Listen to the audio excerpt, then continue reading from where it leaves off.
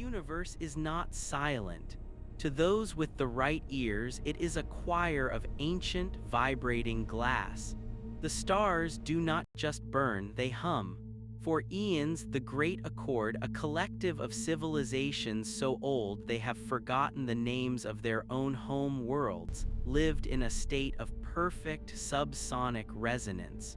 They communicated in the gaps between heartbeats, a delicate frequency of peace that spanned the void. Then the screaming started. It began as a faint, jagged pulse in the Orion arm. At first, the Accord thought it was a pulsar gone mad or a dying black hole. But it wasn't a natural phenomenon, it was a broadcast. It was the sound of a billion voices, a trillion data packets, and the relentless, rhythmic thud of primitive internal combustion engines. It was Earth. To the Accord, humanity wasn't a threat, they were a migraine. They were a neighbor who had moved into a quiet, ancestral neighborhood and immediately started running a chainsaw at 3 in the morning. The frequency is shattered, the high cantor of the Accord observed, his voice a ripple in the dark matter. The third rock is bleeding noise into the weave. It disrupts the migration of the light eaters. It cracks the crystalline memory of the red giants. It is intolerable. The decision was not made out of malice, but out of a desire for cosmic housekeeping. The stars themselves seemed to agree. The sun, a stable yellow dwarf, began to shift its resonance under the subtle influence of the Accord's gravitational tuners. They weren't going to vaporize the planet, that would be loud. They were going to dampen it. A controlled stellar event, a series of localized flares followed by a sustained electromagnetic shroud, that would effectively mute the planet. It would send humanity back to the Stone Age, silencing their radios, their satellites, and their arrogance. The Accord expected a whimper. They expected the noise to fade as the humans crawled back into the mud, confused and broken. They did not expect the sound of a hammer hitting an anvil. Down on the surface, Admiral Elias Thorne watched the monitors in the Cheyenne Mountain complex. The screens were awash of static, the telemetry from the deep space probes showing the sun's corona twisting into shapes that defied physics. Thorne was a man who looked like he had been carved out of old industrial machinery, gray, hard, and smelling of stale coffee and ozone. "Sir, the solar output is being modulated," a technician whispered, her voice trembling. "It's not a natural flare, it's a pattern. They're trying to drown us out." Thorne didn't look away from the screen. He watched as the global power grid flickered and died. He watched as the satellites, humanity's eyes in the dark, were snuffed out one by one. The world was falling into a forced silence. "They think we're noise," Thorne said, his voice a low growl that carried the weight of 30 years in the black. "They think if they turn off the lights, we'll stop talking." He turned to his communications officer. "Initiate the Iron Lung Protocol. If the stars want to play music, tell the boys in the shipyards it's time to start the percussion." While the Accord watched from their high, silent perches, expecting the lights of Earth to go out forever, something else happened. The noise didn't stop, it changed. The frantic, chaotic radio chatter of a billion individuals vanished, replaced by a single rhythmic pulse. It was the sound of humanity shifting gears. Deep in the crust of the planet, massive geothermal turbines began to spin, shielded by miles of lead and cooling salt. In the shipyards of the belt, where the air was recycled and the sun was just a distant threat, the hum of plasma torches rose to a fever pitch. Humans are not a species of poets or singers. At their core, they are a species of engineers. When the universe told them to be quiet, they didn't stop talking, they started building a megaphone. The first sign that the Accord had made a mistake was the Great Thrum. It wasn't a radio signal, it was a kinetic vibration. Across the solar system, thousands of unmanned drones, little more than engines strapped to asteroids, began to fire in a synchronized sequence. They weren't transmitting data, they were vibrating the very fabric of the local gravity well. Thump, thump, thump. It was the heartbeat of a species that refused to be silenced. In the high chamber of the Accord, the ripples of the thrum were felt as a physical assault. The Cantor's crystalline form vibrated uncomfortably. What is this? Why is the silence not returning? They are striking the void, an analyst replied, the light of its essence flickering in distress. They are using their entire orbital infrastructure as a percussion instrument. They are making the space between worlds vibrate. On Earth, Thorne stood on the deck of the ISS Indomitable, a ship that looked less like a vessel of exploration and more like a flying factory. It was a brutalist masterpiece of exposed piping, thick hull plating, and massive, oversized thrusters. There was no artificial gravity, no sleek lines, no elegance. It was a tool designed to survive in a universe that hated it. Admiral, the pilot said, his hands dancing over a tactile interface that clicked with every movement. The Accord's dampening field is tightening. They're increasing the stellar output. They're trying to cook the atmosphere. Let them, Thorne said, lighting a cigar with a steady hand. The smoke swirled in the zero-G, a messy human thing in a pristine environment. They think we're a nuisance. They think we're a fly in the room.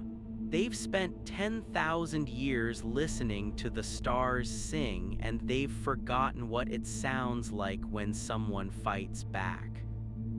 He leaned forward, his eyes reflecting the harsh light of the tactical display. Open the vents on the Jupiter igniters. If they want to hear us, let's give them something they can't tune out. The plan was madness. It was industrial-scale defiance. Humanity had spent the last century quietly mining the gas giants, building massive atmospheric siphons. The Accord hadn't noticed because they weren't looking at the low frequencies of heavy industry. Across the system, the siphons reversed. Instead of taking gas in, they began to vent concentrated hydrogen and helium into the path of the sun's incoming flares. The result was a series of massive, controlled fusion explosions in the vacuum of space. They weren't just noise anymore. They were flashes of light so bright they could be seen across the quadrant. Each flash was a syllable. Each explosion was a word. We are still here. The Accord was stunned. This was not the behavior of a primitive species. This was a species that treated the laws of thermodynamics as a suggestion.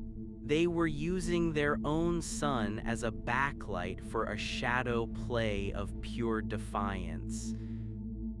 They are burning their own resources just to be heard, the cantor whispered, a note of something like fear creeping into his resonance.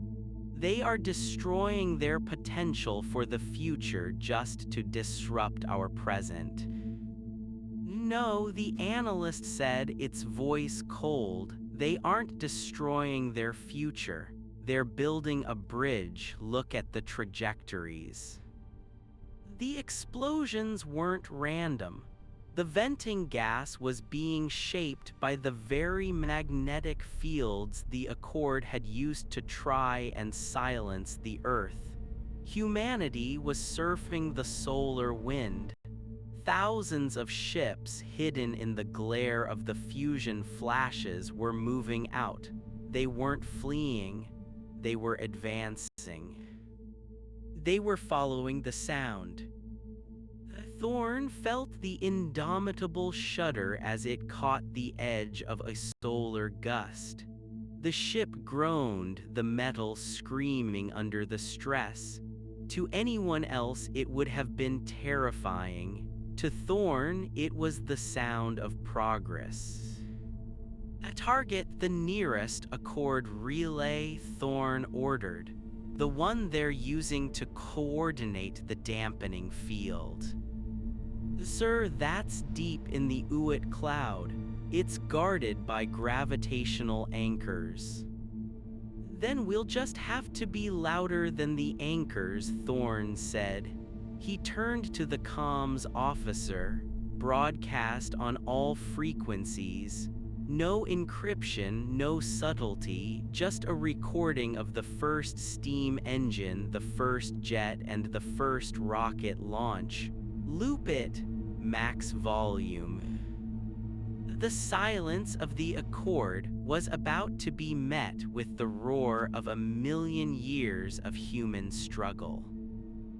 As the human fleet emerged from the solar glare, they didn't look like an armada.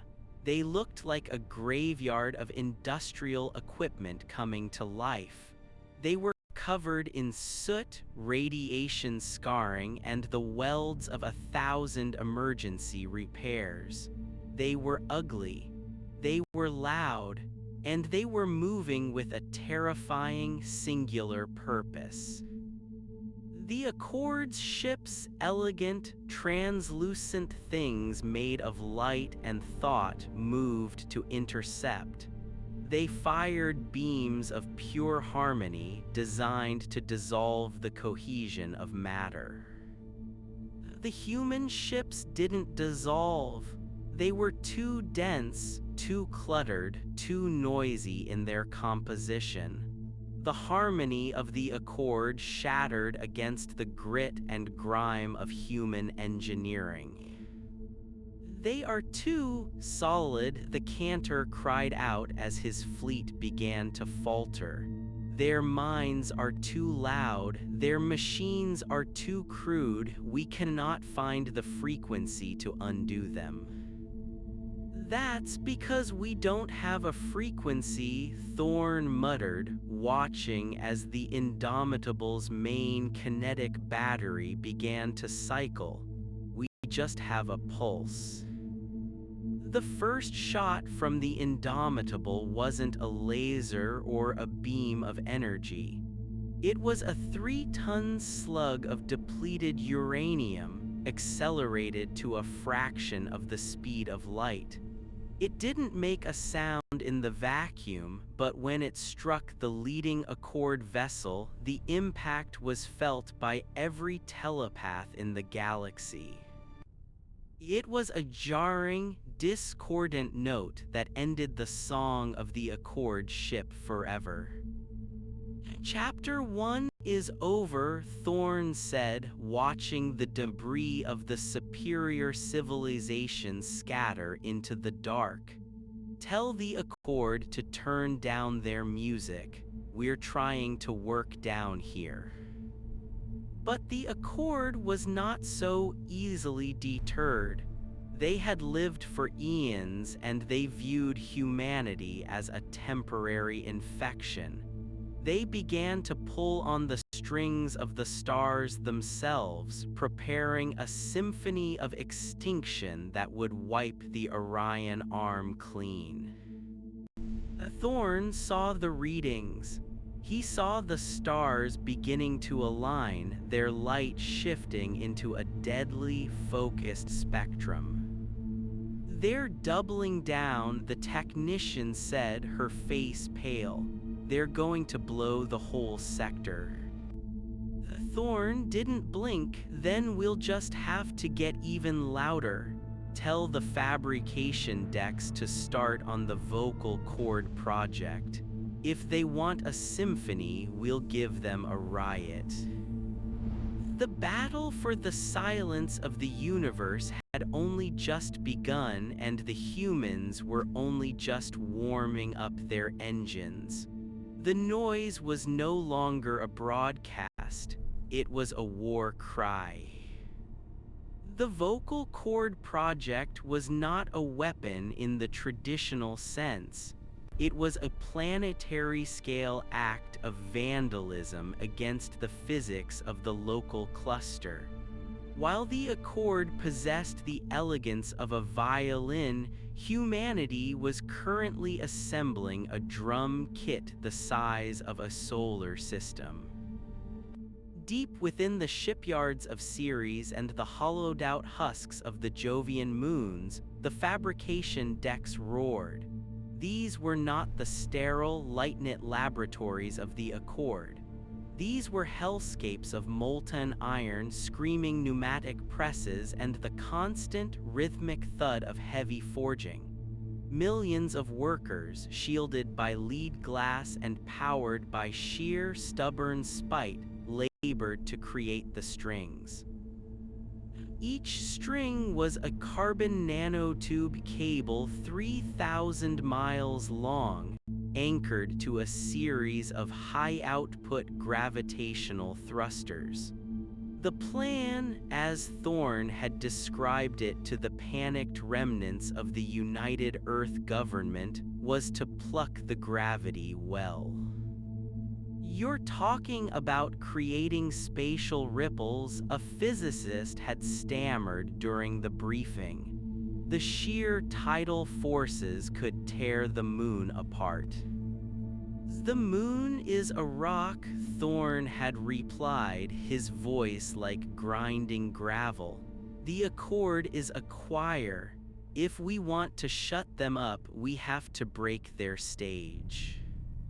As the Indomitable led the ragtag fleet toward the Uit cloud, the first of the strings were deployed. They looked like silver needles stitching the darkness. When the thrusters fired, the cables didn't just move, they vibrated at a frequency that resonated with the very fabric of space-time. It wasn't a sound that could be heard by human ears, not yet. But to the Accord, it was the equivalent of a feedback loop screaming through a stadium speaker. In the high chamber of the Accord, the high cantor collapsed. His crystalline form, usually a shimmering gradient of blues and violets, turned a sickly, fractured gray. The symphony of extinction they were preparing, a delicate alignment of stellar gravitational lenses designed to incinerate the Orion arm, shuddered. "The resonance? It is jagged," the cantor wailed, his thoughts rippling through the dark matter like a stone thrown into a mirror. "They are not just making noise, they are attacking the medium, they are scarring the silence." They are using the gravity of their own sun as a plectrum, the analyst reported, its essence flickering wildly. High Cantor, the human fleet is not retreating from the solar flares. They are using the flares to mask their approach. They are riding the chaos. Thorn stood on the bridge of the Indomitable, his boots magnetic-locked to the deck as the ship bucked under the strain of the spatial ripples. The tactical overlay was a mess of red icons. The Accord's guardians, beings of pure coherent light that functioned as both ships and soldiers, were descending from the higher dimensions. They didn't use missiles. They used harmonic erasure, beams of energy that tuned the molecular bonds of a target to zero, causing ships to simply drift apart into a fine mist of atoms. Shields at 40% and screaming, "Admiral," the pilot yelled over the cacophony of failing systems. The light eaters are stripping the hull. "Ignore them," Thorn commanded, his eyes fixed on the massive Accord relay ahead. It was a structure of impossible beauty, a spire of singing crystal 10 miles long floating in the frozen reaches of the Uit cloud. It was the conductor's baton for the entire sector. Focus all power on the kinetic harpoons. We don't need to outthink them, we just need to hit them. The Indomitable was joined by the Vulcan's Forge and the Grozny, two heavy-lift freighters that had been retrofitted with massive electromagnetic rails. They weren't firing refined slugs.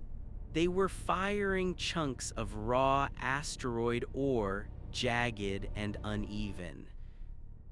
To the Accord, the attack was a sensory nightmare. The Guardians tried to intercept the projectiles, but the irregular shapes and compositions of the rocks made them impossible to harmonize. You could tune a beam to dissolve steel, but a rock made of iron, ice, silicates, and frozen methane was a dissonant mess that resisted the Accord's elegant math. The chunks of rock slammed into the crystalline relay. There was no explosion, just the horrific, grinding sound of glass shattering on a galactic scale. The song of the relay died in a discordant shriek that echoed through the telepathic link of every Accord member in the quadrant. "Relay silenced," the comms officer reported, a grim smile touching her lips. "The solar dampening field is collapsing. Earth is back on the air." "Don't celebrate yet," Thorn said, pointing to the sensor sweep. "They're bringing in the heavy hitters." From the void between stars, three massive shapes began to manifest. These were the Archivists, the ancient dreadnoughts of the Accord. They didn't hum, they roared with a low-frequency thrum that made the very bones of the human crews ache. They were the size of small moons, and their hulls were made of solidified time, a material that could not be breached by conventional kinetics because it existed a fraction of a second out of sync with the present. "Our rounds are passing right through them, sir," the gunnery sergeant shouted. "It's like they aren't even there." Thorn chewed on his cigar, the tip glowing bright orange. "They're lagging. They're playing the clock. Science officer, tell me about those vocal cord cables. Are they in position?" "The Ceres Jovian line is taut, Admiral. But if we fire the pulse, we'll blow out the engines of every ship in the vicinity. we'll be dead in the water. We're already dead if those things finish their cycle, Thorne said. Do it. Give the universe a headache it'll never forget. The command was sent. Deep in the solar system, the massive thrusters attached to the carbon nanotube strings fired with enough force to shift the orbits of minor moons. The cables snapped taut, vibrating with the energy of 1,000 nuclear suns. The result was the Great Discordance. It wasn't a sound, it was a physical displacement of reality. A wave of pure, unadulterated vibration tore outward from the center of the solar system. It hit the archivist ships like a tidal wave hitting a house of cards. Because the archivists were out of sync with time, the vibration, which affected the very fabric of space-time, caught them in the gap between seconds. The solidified time hulls shattered. The elegant, ancient vessels were forced back into the present with such violence that they imploded, their internal atmospheres igniting in a brief, brilliant flash of blue fire. The Accord fleet was thrown into total disarray. Their telepathic network, usually a serene ocean of thought, was now a storm of static and agony. The noise of humanity, their machines, their screams, their defiant, rhythmic thumping was no longer a nuisance. It was a weapon of mass destruction. In the high chamber, the Cantor's form began to crack. They are not engineers, he whispered, his thoughts leaking into the void. They are monsters. They have turned the sacred resonance of the stars into a blunt instrument. They have no respect for the song. They don't want to sing, the analyst replied, its voice fading as its essence began to dissipate. They want to scream, and Cantor, they are getting closer. On the bridge of the Indomitable, the lights were flickering and half the consoles were sparking. Thorne stood in the center of the chaos, a man who had finally found a rhythm he understood. Admiral, the technician said, her voice filled with a strange kind of awe. The Accord, they're retreating. The symphony of extinction has been aborted. They're folding space. They're leaving the arm. Thorne didn't cheer. He just watched the icons on the screen vanish into the darkness. They aren't leaving because they're scared of our guns, he said quietly. They're leaving because they can't stand the noise. They're like aristocrats fleeing a riot. Should we pursue? The pilot asked. Thorne looked at the wreckage of his fleet, at the scarred hull of the Indomitable, and then back toward the distant, pale blue dot of Earth, which was currently broadcasting a billion frantic, messy, wonderful signals into the newly cleared airwaves. No, Thorne said, finally letting out a long, weary breath.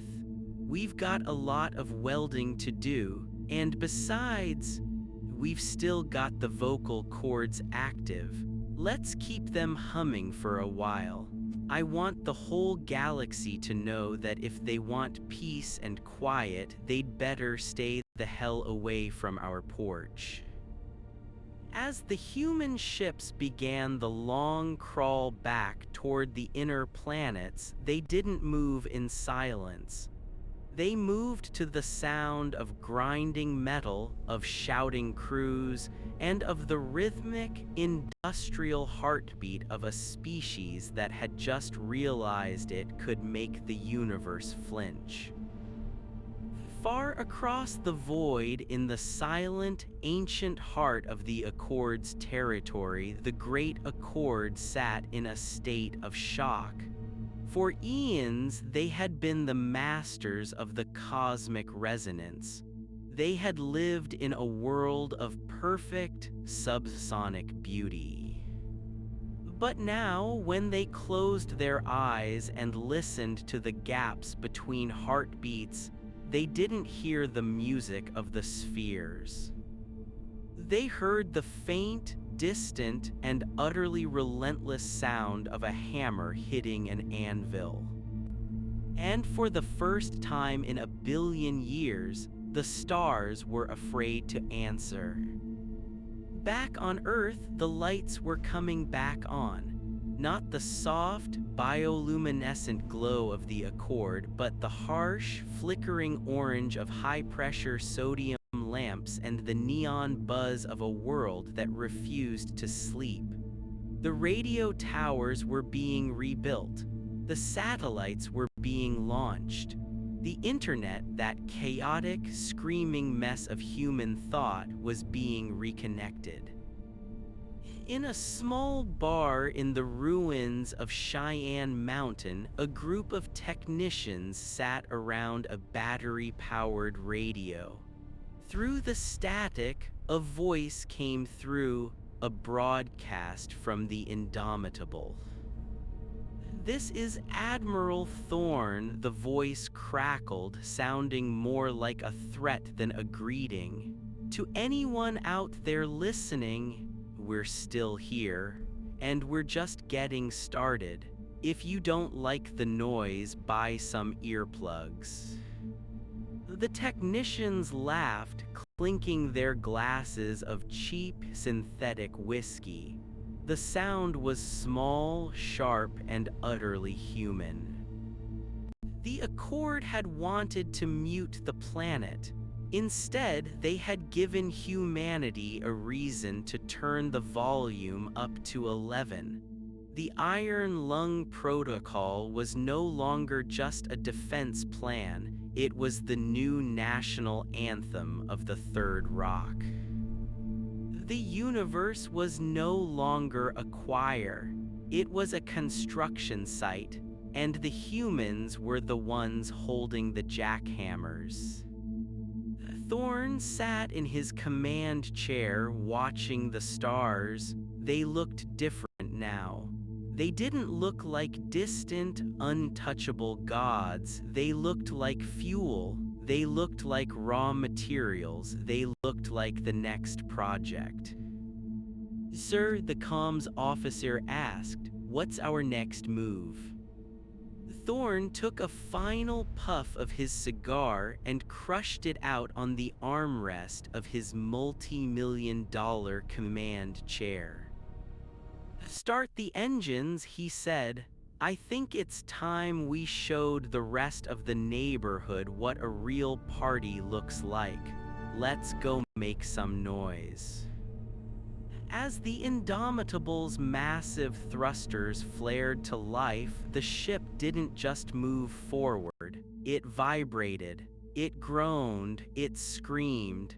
It was a messy, inefficient, loud, and glorious machine. The Great Accord had spent an eternity listening to the stars sing. Now they were going to have to learn how to live with the roar of the engines. The silence was over. The era of the hammer had begun. The Indomitable didn't just travel, it clawed its way through the vacuum. Every revolution of its massive centrifugal rings sent a rhythmic mechanical shriek through the hull, a sound Thorne had grown to prefer over the sterile hum of the Accord's gravity nullification drives. To the aliens, a ship was a thought made manifest, a silent glide through the currents of space-time.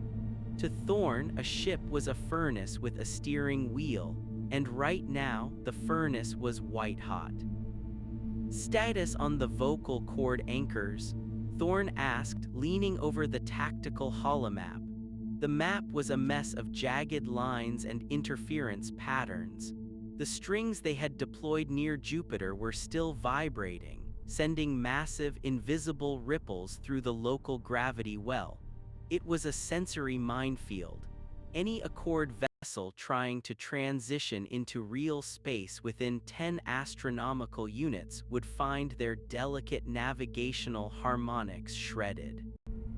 It was the interstellar equivalent of scattering broken glass across a Silk Road. Anchors are holding, but the stress is melting the stabilizer housings on Ceres, the science officer reported. We're literally shaking the dwarf planet apart, sir.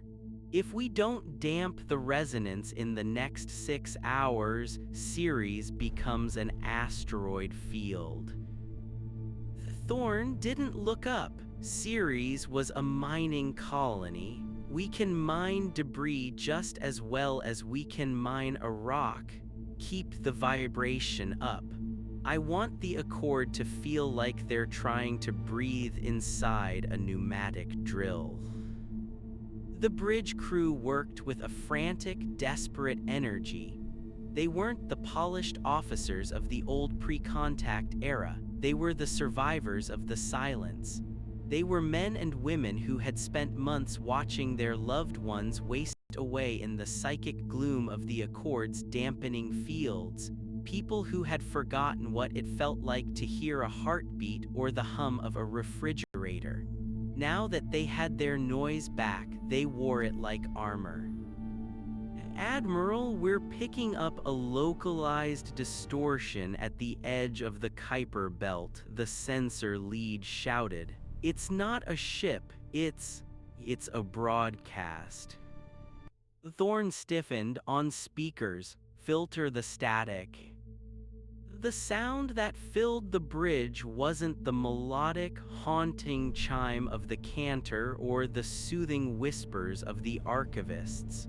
It was a screech, a raw, high-pitched frequency that set teeth on edge and made the bridge's emergency lights flicker. It sounded like 1,000 violins being snapped at once. It's a distress signal, the linguist whispered, her hands hovering over a translation matrix. But not for us. They're calling for the harmonizer. Sir, my data suggests the Accord isn't a single empire, it's a collective, and we just broke their favorite toy. The harmonizer, Thorn grunted, sounds like a glorified janitor. No, sir. According to the decrypted fragments from the UIT relay, the harmonizer is their final solution for unruly systems. It's a Dyson-scale resonance chamber. They don't fight wars with it. They just tune the star. Thorn felt a cold prickle at the base of his neck. He knew the physics. If you could vibrate a star at its natural resonant frequency, you could trigger a core collapse or a total coronal ejection. You didn't need to invade a planet if you could turn its sun into a supernova with a tuning fork. Where is it? Thorn demanded. Transitioning from the Sirius cluster. It's moving through the higher dimensions, but the vocal cords are dragging it down. It's like a whale trying to swim through a net. It's slowing down, but it's still coming. Intercept coordinates. Vectoring now, it'll drop into real space near Saturn's rings. If it reaches the sun, it's over. One note from that thing and the Earth's atmosphere will be stripped away in seconds. Thorn turned to the comms officer. Signal the fleet. All ships, including the civilian freighters and the mining rigs, we're moving to Saturn. Tell the fabrication decks to stop working on the strings. I want Project Iron Lung moved to Phase 2. Phase 2, sir. We haven't even tested the baffles. The Accord thinks they're the only ones who can play the stars, Thorn said, a predatory glint in his eyes. They think we're just a loud, dirty accident. Let's show them what happens when the accident learns how to focus. The human fleet, a collection of scarred hulls, exposed wiring, and oversized engines, turned as one. They didn't move with the grace of a school of fish. They moved like a pack of wolves chasing a scent. The Indomitable led the charge, its massive kinetic batteries already cycling, the heat sinks glowing a dull, angry red against the black of space. As they approached Saturn, the space began to warp. The rings of the gas giant, those beautiful, concentric circles of ice and dust, began to ripple.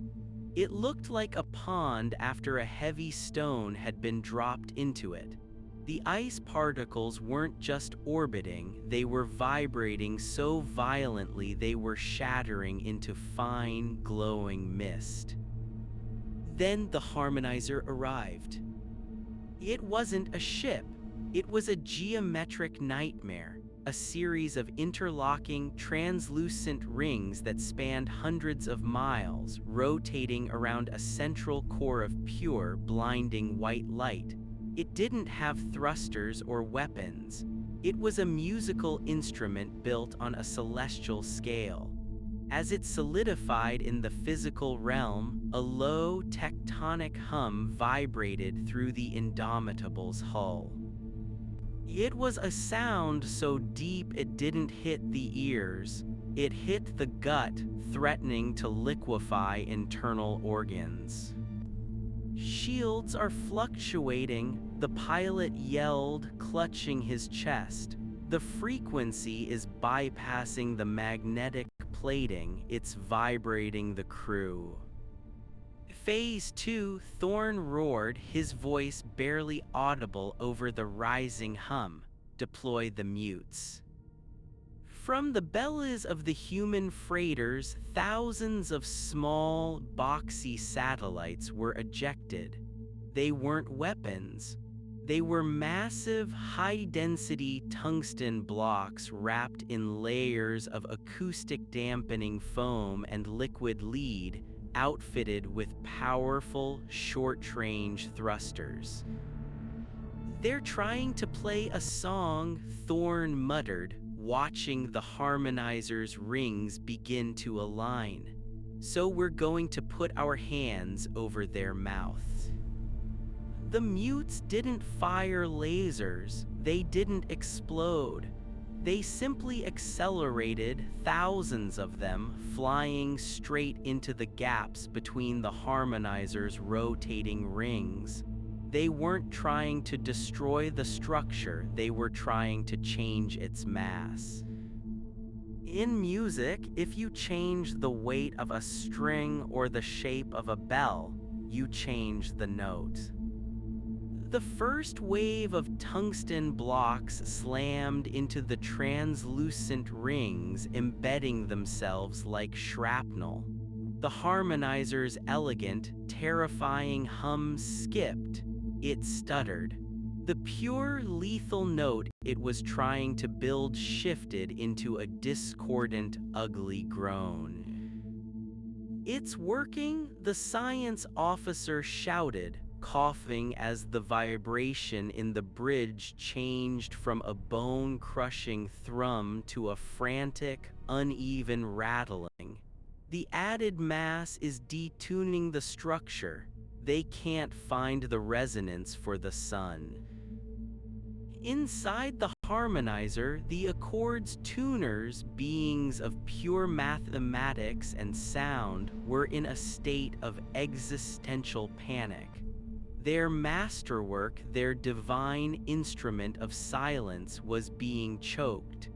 It was like trying to play a Stradivarius while someone threw handfuls of gravel into the F-holes. The filth, the lead tuner's thought wave pulsed, a jagged spike of outrage. They are polluting the frequency. They are turning the void into a gutter. The humans are closing, great tuner, another reported. They are not using their weapons. They are ramming us with their trash. It was true. The human fleet wasn't standing back to fire. The freighters, the mining ships, and even the Indomitable were charging into the dead zones created by the detuned rings. They were dumping everything: spent fuel rods, scrap metal, frozen waste, even the lunar regolith they used for radiation shielding. They were burying the harmonizer in a mountain of industrial refuse. Load the main batteries with the chaff bursts, Thorn ordered. The Indomitable's cannons roared. Instead of solid slugs, they fired canisters that exploded into millions of tiny, jagged needles of polarized glass. These needles didn't damage the harmonizer's hull, but they coated the translucent rings, refracting the light-based energy the Accord used to coordinate their vibrations. The harmonizer began to glow a sickly, flickering green.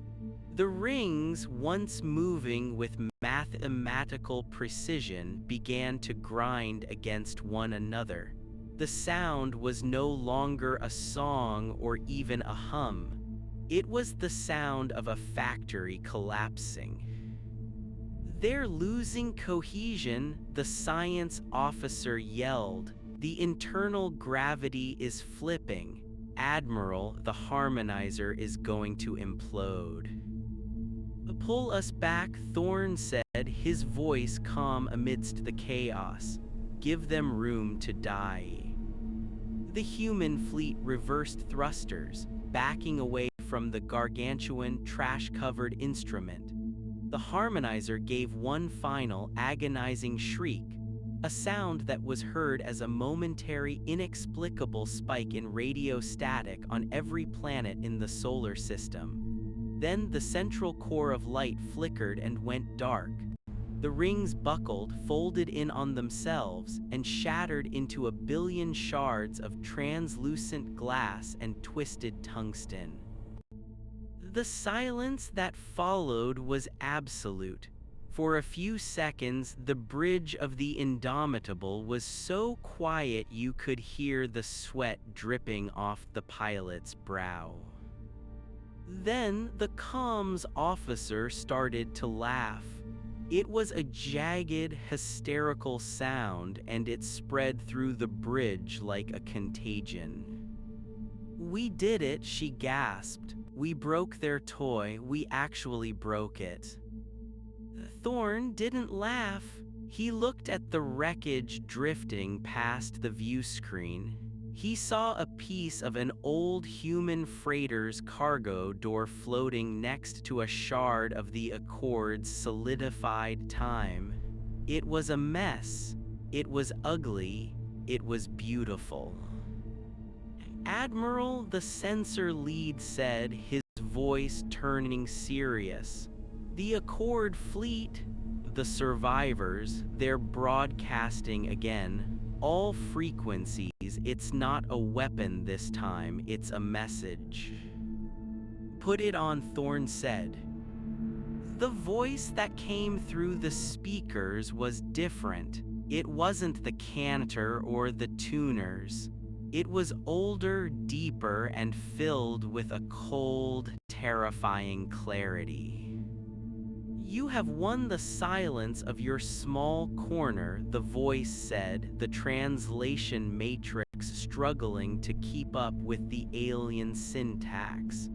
You have proven that you are not a song to be harmonized, but a cancer to be excised. You think your noise is a shield. You think your chaos is a strength, but you have forgotten the nature of the dark. The bridge lights dimmed. A holographic projection flickered to life in the center of the room, showing a map of the galaxy.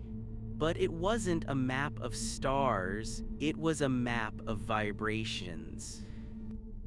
The accord did not create the silence to dominate you, the voice continued, and for the first time Thorn heard a note of genuine pity in the alien's tone.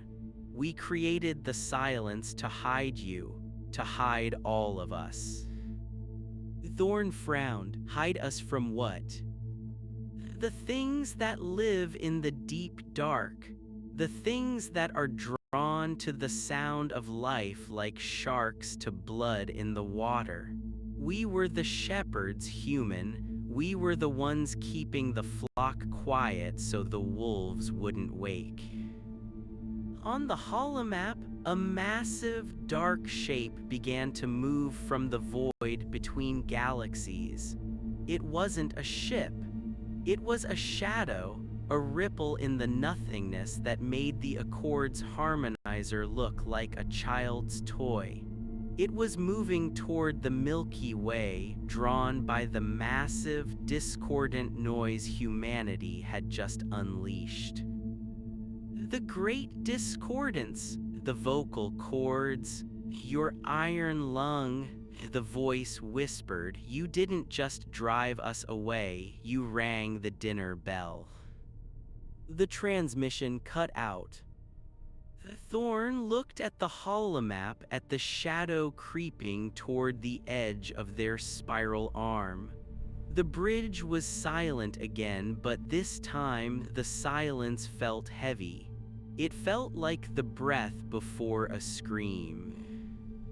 Admiral, the pilot asked, his voice trembling, what do we do? Thorn looked at his hands. They were covered in soot and grease, the marks of a man who had spent his life building things that were meant to be used, not looked at. He looked at his crew, exhausted, dirty, and defiant. He reached into his pocket, pulled out a fresh cigar, and bit the end off. Well, Thorn said, the smoke curling around his head as he lit up. If we rang the dinner bell, I guess we'd better start setting the table. Sir.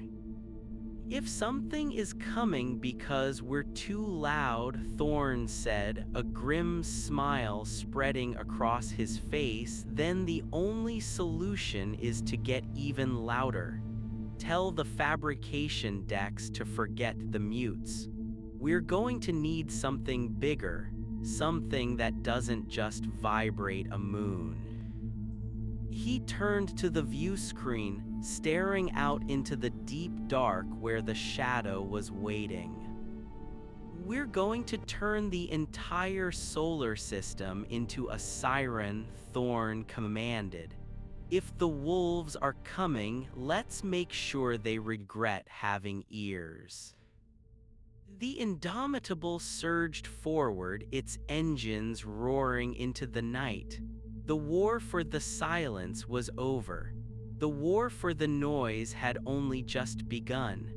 And as the human fleet gathered its strength, a new sound began to echo through the void, not a song, not a hum, but the steady, relentless beat of a drum. The heart of humanity was pounding, and the universe was finally forced to listen. The Indomitable was no longer a vessel of exploration. It had become a floating forge, a jagged cathedral of industry where the air tasted of ozone and recycled sweat. Thorn walked the gantry of the main engineering deck, his boots clanging against the diamond plate flooring. Below him, the massive vocal cord generators, now stripped of their protective casings, pulsed with a rhythmic violet light. They looked like the exposed nerves of a god. "We're not just talking about resonance anymore," Admiral Chief Engineer Sarah Vance said, wiping a smear of conductive grease across her forehead. She pointed a handheld scanner at the vibrating bulkheads. "To create a siren on the scale you're asking for, we have to use the gas giants as resonators. Jupiter is a massive bowl of metallic hydrogen. If we hit it with the right frequency, we don't just make a noise. We turn the entire magnetosphere into a broadcast antenna that can be heard halfway to the galactic center." Thorn looked at the telemetry and the cost. Vance didn't flinch. "The radiation belts will expand. Io will likely be torn apart by the tidal stressors. Any ship not shielded by 10 meters of lead will have its crew's DNA unzipped in minutes." But she paused, a manic glint in her eyes that mirrored Thorn's own. "It will be the loudest thing this side of a supernova. If those wolves are sensitive to vibration, this won't just hurt. It'll be a lobotomy." "Do it," Thorn said. "I want the Jupiter gong online within the week." "What about the rest of the fleet?" "The civilian ships are stripped," Vance reported. "We've turned the freighters into clappers. They're essentially massive kinetic slugs wired to thrusters. They won't fire at the enemy. They're designed to impact the rings of Saturn at specific intervals. We're turning the planet's rings into a literal percussion instrument." Thorn nodded, his mind already 3 sectors ahead. He left the engineering deck and returned to the bridge where the atmosphere was thick with a new kind of tension. The fear of the Accord had been replaced by a primal, ancestral dread of the shadow creeping through the Oort cloud. The sensor arrays were now focused entirely outward, toward the void between the stars. The shadow, as the crew had taken to calling the approaching entity, didn't move like a physical object. It didn't displace matter, it seemed to erase it. Where it passed, the background radiation of the universe simply ceased to exist. It was a vacuum within a vacuum, a predator that ate the very concept of information. "Admiral, incoming pulse from the Kuiper outposts," the comms officer announced.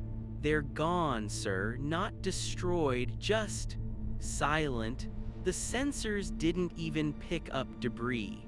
1 second they were there, broadcasting the Iron Lung anthem, and the next there was nothing but a hole in the data.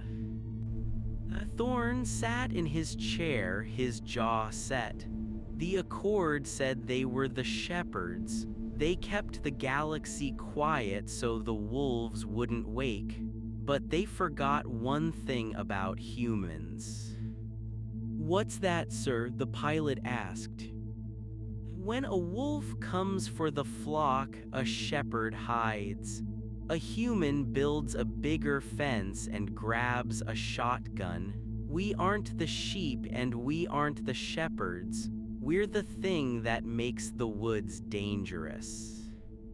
He tapped a command on his armrest. "All units, this is Thorn. Initiate the Grand Cacophony. Stage 1, the Saturn percussion." Across the solar system, hundreds of repurposed mining vessels ignited their engines. They weren't carrying ore, They were carrying millions of tons of dense rock and scrap metal. They dove into the rings of Saturn not as explorers but as hammers. The impact was silent in the vacuum, but the gravitational sensors told a different story. The billions of ice particles in the rings began to oscillate. The clappers hit with mathematical precision, creating a rhythmic, thumping vibration that traveled through the fabric of spacetime itself. It was a beat, a slow, steady, subatomic drumline that shook the very foundations of the solar system. Thump, thump, thump. On Earth, the tide gauges began to fluctuate. In the lunar colonies, the dust on the crater floors began to dance, forming complex geometric patterns known as Chladni figures. Humanity wasn't just making noise, they were heart-beating the sun. The shadow has slowed, the sensor lead reported, his voice hushed. It's reacting, it's turning toward Saturn. Good, Thorn whispered, he wants a meal, let's give him a headache.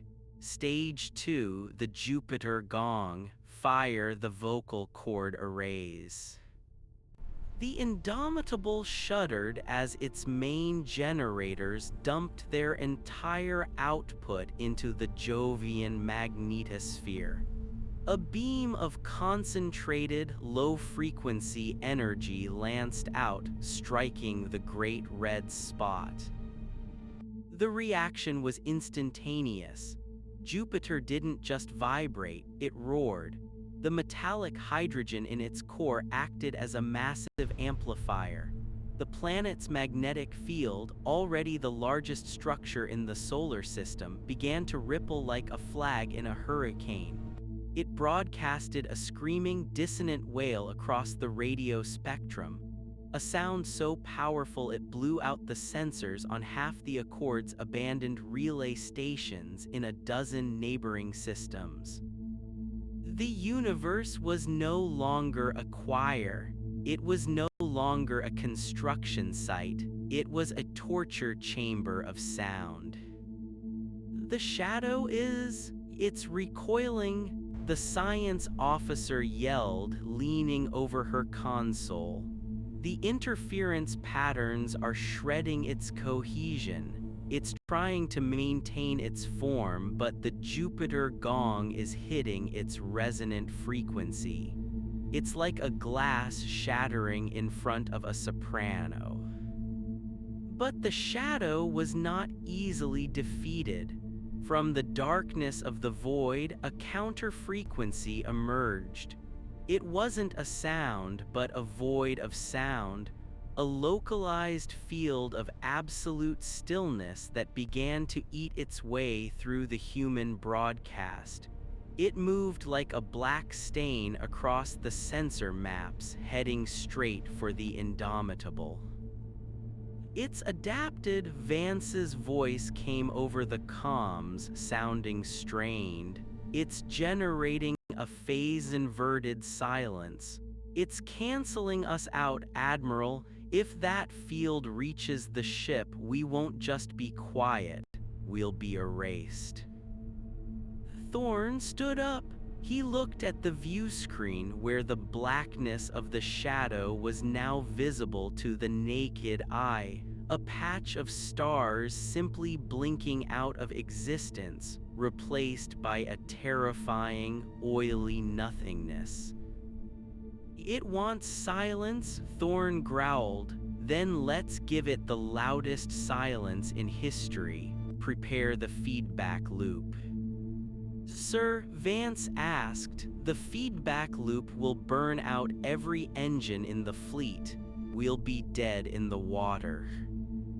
We're already dead if we don't stop it, Thorn said. Route the Jupiter gong's return signal through the Indomitable's main deflector dish. We're going to catch its own silence and throw it back at it, amplified by our own core. The bridge crew moved with a grim mechanical efficiency. They knew the risks. This wasn't a tactical maneuver, it was a suicide pact. The shadow neared. The bridge of the Indomitable began to grow cold. The hum of the life support systems faded. The very light in the room seemed to lose its luster, as if the color was being drained from the world. The silence was coming, a heavy, suffocating blanket that promised the end of all things. Now Thorn shouted. The Indomitable didn't fire a weapon, it became a mirror. The ship's massive deflector dish, glowing with the redirected energy of a gas giant's scream, caught the shadow's field of silence. For a millisecond, the two forces clashed, absolute noise versus absolute nothing. The result was a physical shockwave that buckled the Indomitable's hull and shattered every piece of glass on the bridge. Then the feedback loop kicked in. The silence was sucked into the ship's engines, amplified by the screaming violet energy of the vocal cords, and blasted back out. It was a paradox, a loud silence, a deafening void. The shadow shrieked. It wasn't a sound human ears could hear, but everyone on the bridge felt it in their marrow. The oily blackness on the view screen began to tear. It didn't just dissolve, it exploded outward in jagged, weeping fractures of light. The entity, unable to process the distorted reflection of its own essence, began to collapse under the weight of the very stillness it sought to impose. "It's breaking," the pilot screamed, shielding his eyes as the view screen filled with a blinding, kaleidoscopic glare. The shadow fragmented into a million shards of nothingness, which were then caught in the gravitational wake of the Jupiter gong and pulled into the sun. For a brief moment, the sun flared a brilliant, angry purple, consuming the remains of the galactic predator in a final, solar-scale burp of radiation. The silence that followed this time was different. It wasn't the artificial dampening of the accord or the terrifying void of the shadow. It was the silence of a battlefield after the guns have stopped firing. It was the silence of survivors catching their breath. Thorn slumped back into his chair. His cigar had gone out. His ears were ringing with a high-pitched whine that he suspected would never truly go away. He looked around the bridge. His crew was battered, bleeding, and exhausted, but they were alive. "Status," he croaked. "Engines are slagged," Vance reported from engineering, her voice sounding like it was coming from the bottom of a well. "Life support is on emergency batteries, we're drifting, but the sensors are clear. The shadow is gone, and the Accord, they've jumped. They're running for the Andromeda Fringe. I don't think they're coming back to check on the unruly system anytime soon." Thorn looked at the view screen. The stars were there again, distant, cold, and silent. But they didn't look threatening anymore, they looked like a challenge. "Admiral," the comms officer said, wiping blood from her lip, "we're picking up a signal from Earth. It's not official, it's a pirate broadcast." "Put it through," Thorn said. The sound that filled the bridge wasn't a report or a command. It was music.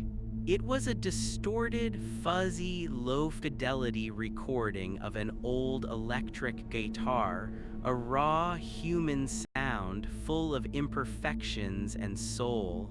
It was loud. It was messy. It was glorious. Someone on Earth was playing a victory song. Thorn leaned back and closed his eyes. The ringing in his ears began to sync up with the rhythm of the guitar. "Sir," the pilot asked, "what now? We're dead in the water and we just told the whole galaxy exactly where we are." Thorn opened one eye and looked at the stars. "Now," he said, a small, tired smile touching his lips, "we wait for the neighbors to complain, and when they do, we tell them to turn it up." The Indomitable drifted in the shadow of Saturn, a broken, silent hulk of iron and grit. But within its walls, the heart of the crew was still beating, a rhythmic thrum that matched the pulse of the planet below. The universe was a big, dark, and dangerous place. It was filled with things that hated the light and feared the sound.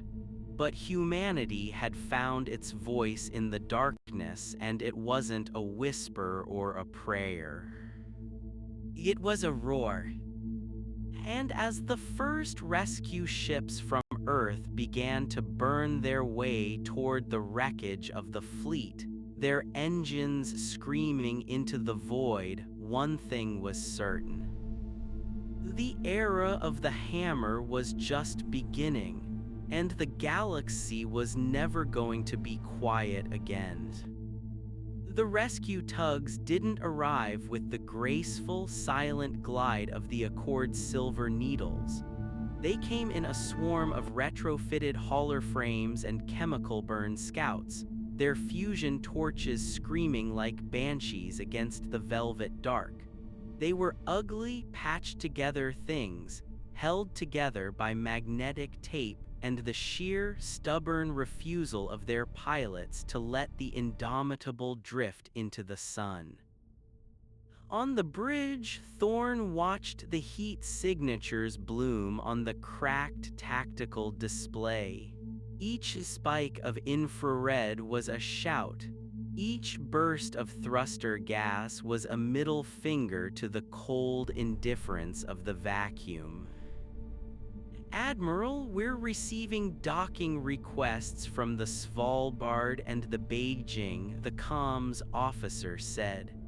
Her voice was thin, her lungs struggling with the thinning oxygen, but there was a feverish light in her eyes. "They're asking if we need a lift or if we're planning on drifting to Andromeda to finish the job." Thorn chuckled, a dry, rasping sound that turned into a cough. He tasted copper. "Tell them to hook us up, but tell them to keep their sirens on. I don't want a moment of quiet until we're back inside the moon's shadow." As the maglocks slammed into the Indomitable's hull, the vibration traveled through the deck plates and into Thorn's bones. It was a violent, mechanical coupling, the sound of iron meeting iron. To the Accord, it would have been a cacophony of failure. To Thorn, it was the sound of a heartbeat restarting.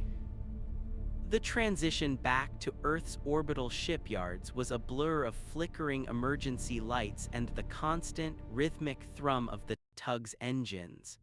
Humanity wasn't retreating, they were consolidating. The Great Discordance had done more than just shatter a predator. It had stripped away the last vestiges of Earth's internal borders. There were no Americans, no Chinese, no rebels, and no loyalists on the comms channels anymore. There were only the noisy ones. Thorn was transferred to a medical frigate 3 days later. They tried to put him in a quiet recovery ward, a place of white walls and soft, dampened acoustics. He lasted 6 hours before he threatened to vent the ward's atmosphere if they didn't bring him a radio and a cigar. "You have grade 4 acoustic trauma, Admiral," a young doctor said, hovering over him with a diagnostic slate. "Your inner ear is a mess of scar tissue. If you don't embrace the silence, you'll be stone deaf within the month." Thorn looked at the man, his eyes narrowed. "Son, I've spent the last 6 months listening to the stars try to swallow us whole. If I'm going deaf, I want it to be because I was listening to something worth hearing." He pointed to the small, vibrating speaker on his bedside table, which was currently pumping out a low-frequency recording of the Jupiter gong's final reverberations. "Turn that up, I can't hear the bass." By the time Thorn was able to walk without a cane, the solar system had transformed. It was no longer a collection of planets, it was a fortress monastery of sound. The Jupiter gong hadn't just been a one-off weapon. Under Sarah Vance's direction, the project had expanded. They were sinking massive subterranean resonance chambers into the crust of Mars. They were stringing orbital harps between the Lagrange points, miles of high-tensile carbon nanotubes that vibrated with the solar wind, creating a constant, haunting hum that could be detected light years away. Humanity wasn't just making noise to survive, they were marking their territory. They were pissing sound into the corners of the galaxy. Thorn stood on the observation deck of High Command, looking out at the sprawling construction of the indomitable II. It was twice the size of its predecessor, its hull ribbed with massive heat sinks and projecting tuning forks that made it look like a jagged, metallic insect. "We call it the Resonator class," Vance said, stepping up beside him. She looked older, her hair shot through with gray, but she carried herself with the swagger of a woman who had broken a planet. "It's not built for broadsides, it's built to project a localized field of kinetic vibration. It turns the vacuum into a medium, it makes space loud." "And the wolves?" Thorn asked, his voice a low growl. "Any sign of more shadows?" Vance shook her head. "The long-range arrays are picking up something, not the shadows, not yet, but there's a ripple effect moving through the local cluster. The Accord's withdrawal left a vacuum, Admiral. Other things, smaller things, scavengers, are moving in. They're curious. They heard the dinner bell and they're circling the porch." Thorn leaned against the reinforced glass. Out in the black, he could see the flickering lights of 1,000 welding torches. "They're waiting to see if we're the meal or the cook." "The Accord sent a transmission this morning," Vance added, her voice dropping. "Not a broadcast. A tight beam directed at the Indomitable's wreckage. It was just one coordinate and a single word in their translated syntax." "What word?" "Apology." Thorn spat on the floor. "They aren't apologizing for trying to mute us. They're apologizing for leaving us behind to deal with what's coming. They think we're a suicide watch. a distraction while they run for the deep dark. The coordinate Vance continued leads to a star system 3 light-years out. It's a graveyard, Admiral, an old Accord colony that went dark centuries ago. They want us to see what happens when the silence fails. Thorn turned away from the window, his mind already churning. He felt a familiar itch in his hands, the need to build, to break, to roar. They want to show us a ghost story? Fine, we'll go. But we aren't going as mourners, we're going as a marching band. The expedition to the graveyard system consisted of the Resonator, 3 Clapper frigates, and a dozen scout ships. As they dropped out of warp at the edge of the system, the sensors didn't find the usual sterile silence of an Accord world. They found a scream. It wasn't a physical sound, but a psychic, electromagnetic wail that saturated the local space. The colony world, a lush, Earth-like marble, was covered in a layer of gray, crystalline growth. It looked like the planet had been frozen in the middle of a convulsion. Huge, jagged spires of this material reached miles into the atmosphere, acting like lightning rods for the system's radiation. The Accord tried to hide here, the science officer reported, his voice trembling. They went into deep silence. They turned off their machines, their lights, even their biorhythms. They tried to become stones. And it didn't work, Thorn said, staring at the screen. No, sir, the shadows found them anyway. But because they were silent, they couldn't fight back. The shadows didn't just erase them, they harvested them. That gray stuff, it's what's left of a billion sentient beings after their kinetic energy has been stripped away. It's a battery, Admiral, a silent, cold battery. As the human fleet moved closer, the gray spires began to glow with a faint, sickly light. The scream in the sensors intensified. It was a call, a beckoning. Admiral, multiple signatures dropping out of the void, the tactical officer yelled, "It's not the big shadow, it's smaller ones, hundreds of them, they're like splinters of the dark." The entities emerged from the nothingness like sharks rising from the depths. They were sleek, featureless, and moved with a terrifying, liquid grace. They didn't fire weapons. They simply drifted toward the human ships, the space around them warping and chilling as they approached. They think we're more batteries, Thorn said, his grip tightening on the arms of his chair. They think we've come to join the pile. He flipped the cover on a red toggle switch on his console.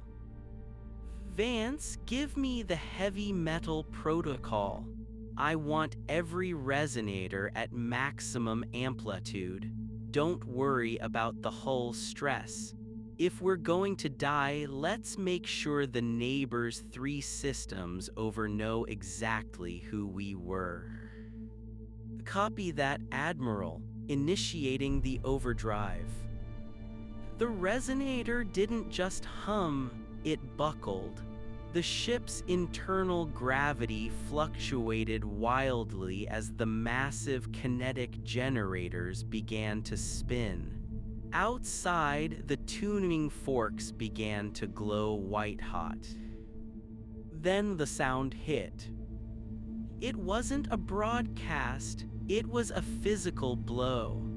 The resonator projected a wall of pure, discordant energy, a sonic boom that didn't need air to travel because it was vibrating the very fabric of the Higgs field. The first wave of splinters didn't just stop, they shattered. The dark matter that composed their bodies couldn't handle the rapid, violent oscillation. They turned from predators into dust in a fraction of a second, their forms dissolving into harmless bursts of gamma radiation. "Keep it going," Thorn roared over the deafening groan of the ship's bulkheads. "I want to hear the planet vibrate, hit those spires, break their batteries." The fleet moved into the atmosphere of the dead world. The Clapper frigates began their rhythmic bombardment, dropping kinetic slugs into the gray crystalline forests. Each impact sent a shockwave through the planet's crust, a thunderous boom that shattered the silence of centuries. The gray spires began to crack. The stored energy within them, the stolen lives of 1 billion Accord citizens, wasn't released as a whimper. Under the influence of the human resonance, it was released as a roar. The planet began to glow. The gray turned to gold, then to a blinding, sun-bright white. The scream changed. It was no longer a wail of agony, it was a chorus.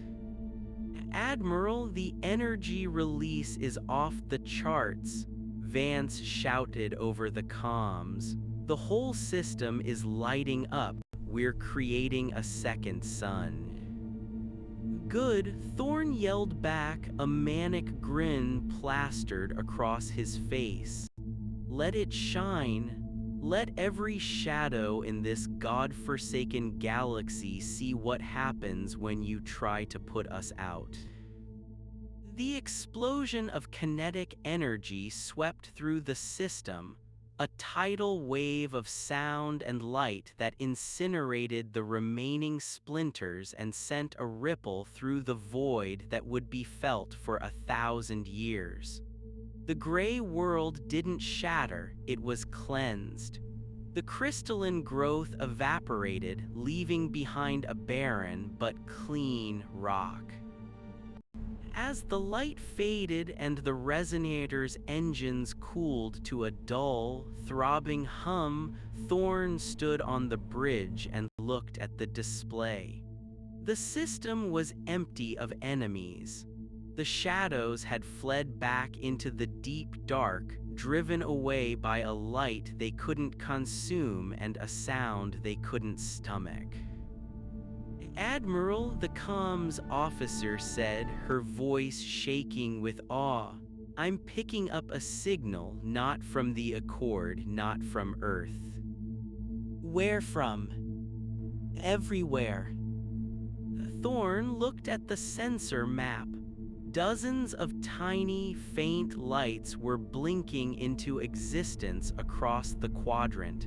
They weren't Accord colonies. They were other species, hidden, terrified, silent civilizations that had been cowering in the dark for eons, watching the shadows hunt. And now they were making noise. A faint radio pulse from a water world 5 light-years away. A burst of rhythmic light from a gas giant's moon. A steady, purposeful hum from a rogue planetoid in the Uit cloud of a dying red dwarf. They were answering. One by one, the silent stars were waking up. They had seen the fire, they had heard the drum, they had realized that the silence wasn't a shield, it was a shroud, and they were ready to tear it off. Thorn sat back in his chair and fumbled for a cigar. He found one, slightly crushed, and lit it with a trembling hand. Admiral, the pilot asked, looking back at him, "What are our orders?" Thorn blew a long, slow cloud of smoke into the air, watching it swirl in the flickering light of the bridge. "Tell the fleet to form up," Thorn said. "We've got a lot of introductions to make. And tell Earth to send more speakers. We're not just a solar system anymore." He looked out at the stars, which no longer seemed like distant, cold points of light. They looked like the eyes of a crowd waiting for the conductor to raise his baton. "We're the start of a symphony," Thorn whispered to the empty air, "and it's time we played the second movement." The resonator turned, its massive engines igniting with a roar that echoed through the bones of every man and woman on board. They weren't going home, they were going deeper. Behind them, the dead system was no longer silent. The echoes of the human strike were still bouncing off the planets, a lingering, defiant vibration that promised one thing to any predator still lurking in the dark. The universe was no longer a place to hide, it was a place to be heard. And humanity was just getting warmed up. In the far reaches of the galaxy, the Accord's High Cantor sat in the darkened chamber of his flagship, listening to the reports. He heard the destruction of the splinters. He heard the awakening of the hidden worlds. He heard the roar of the human fleet. He lowered his head, his many-jointed fingers trembling.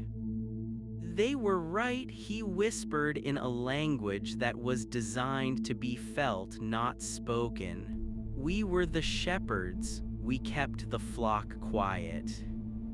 He looked at the holographic display of the Milky Way, now sparking with the noise of 100 newly vocal civilizations.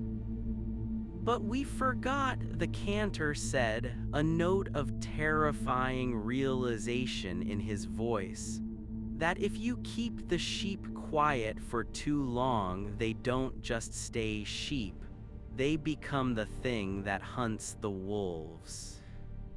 He reached out and deactivated the silencing field of his own ship. For the first time in 10,000 years, the Accord flagship began to hum with the sound of its own engines. "Let them hear us," the cantor commanded. "Let them all hear us, the silence is over." And across the void, the beat of the drum continued.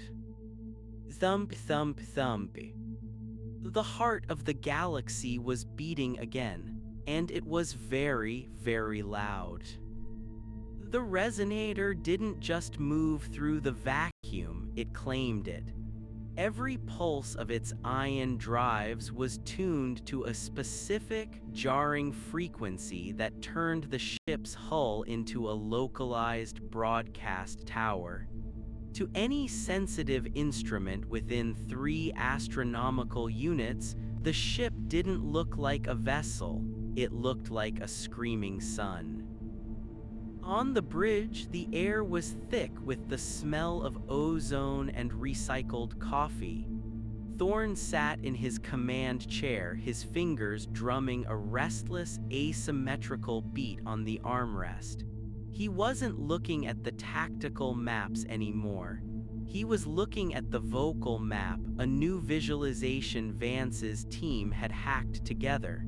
It didn't show gravity wells or star types, it showed resonance. The galaxy, once a flat, black sheet of silence, was now a topographical map of noise. Earth was a jagged mountain of white noise at the center. The graveyard system they had just liberated was a glowing ember of fading echoes. And all around them, those tiny, flickering lights, the shy ones, as the crew had started calling them, were beginning to spike. Admiral, we're picking up a structured transmission from the rogue planetoid in the Uit cloud of the Red Dwarf, the comms officer reported. Her headset was pushed back off one ear. She'd given up on total isolation. It's not math, it's a rhythm, 3 long pulses, too short, it's repeating. Thorn grunted, a plume of cigar smoke curling toward the air scrubbers. Heartbeat. They're telling us they're alive. Signal back. Give them the same rhythm but add a 4th long pulse at the end.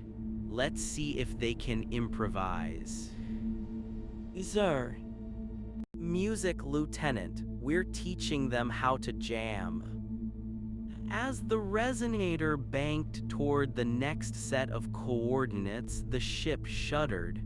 It wasn't an attack. It was the internal stress of the kinetic amplifiers. The ship was literally trying to shake itself apart in its eagerness to shout. Vance, Thorn barked into his comms.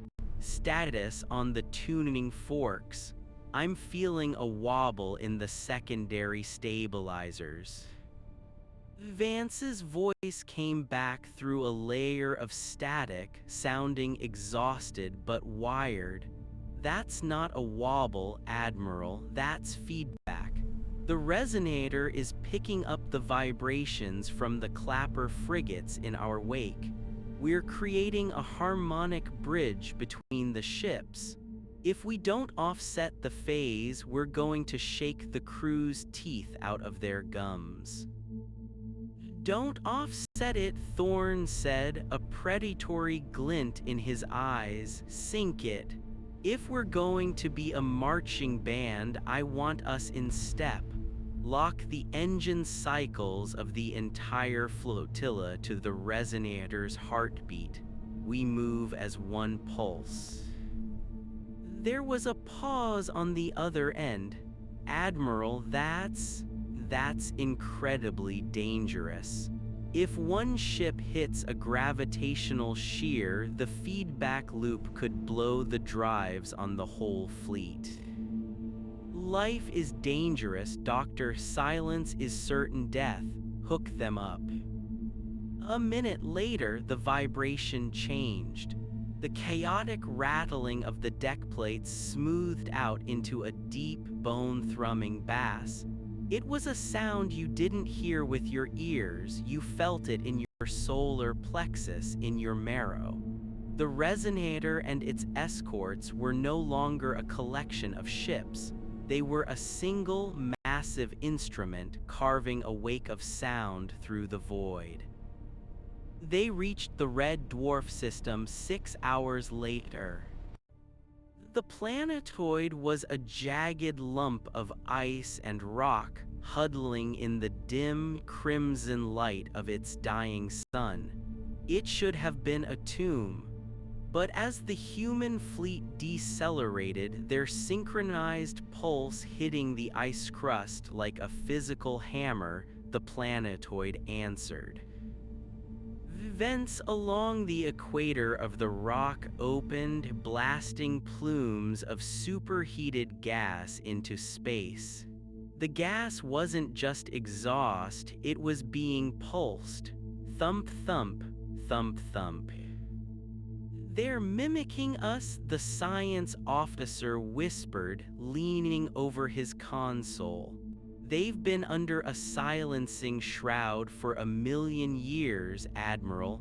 They've forgotten how to speak, so they're copying our heartbeat. Launch the loudspeakers, Thorn ordered. The resonator's hangar doors groaned open and a dozen automated drones tumbled out. These weren't weapons. They were massive, high-output, broad-spectrum transmitters wrapped in ablative shielding. They dived into the planetoid's thin, frozen atmosphere, trailing fire. As they hit the lower thermosphere, they didn't explode, they anchored, and then they began to broadcast. They didn't play music.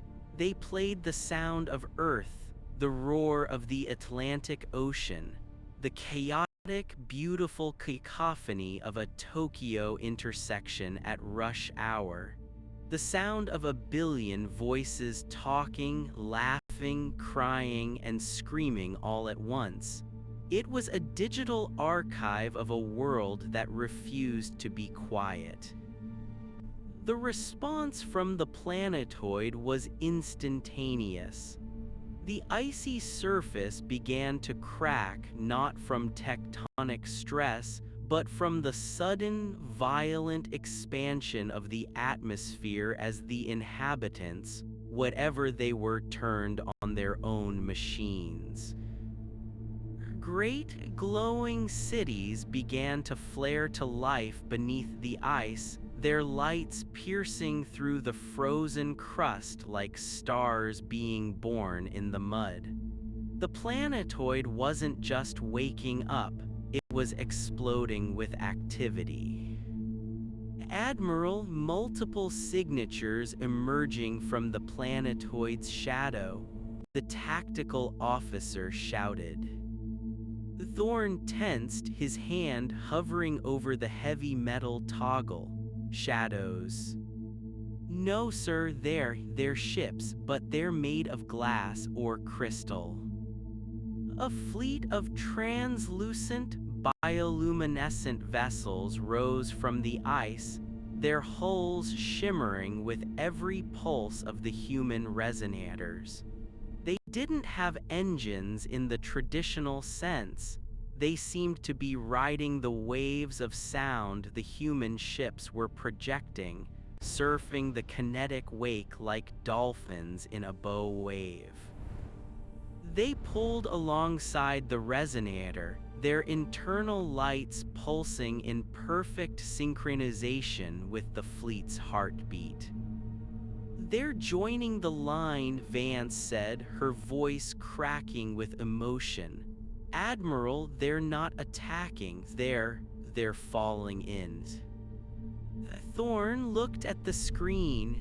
The glass ships were beautiful, fragile things that looked like they would shatter if a shadow so much as looked at them. But they were here, they were loud, and they were no longer alone. Open a channel, Thorn said. Standard greeting, all frequencies.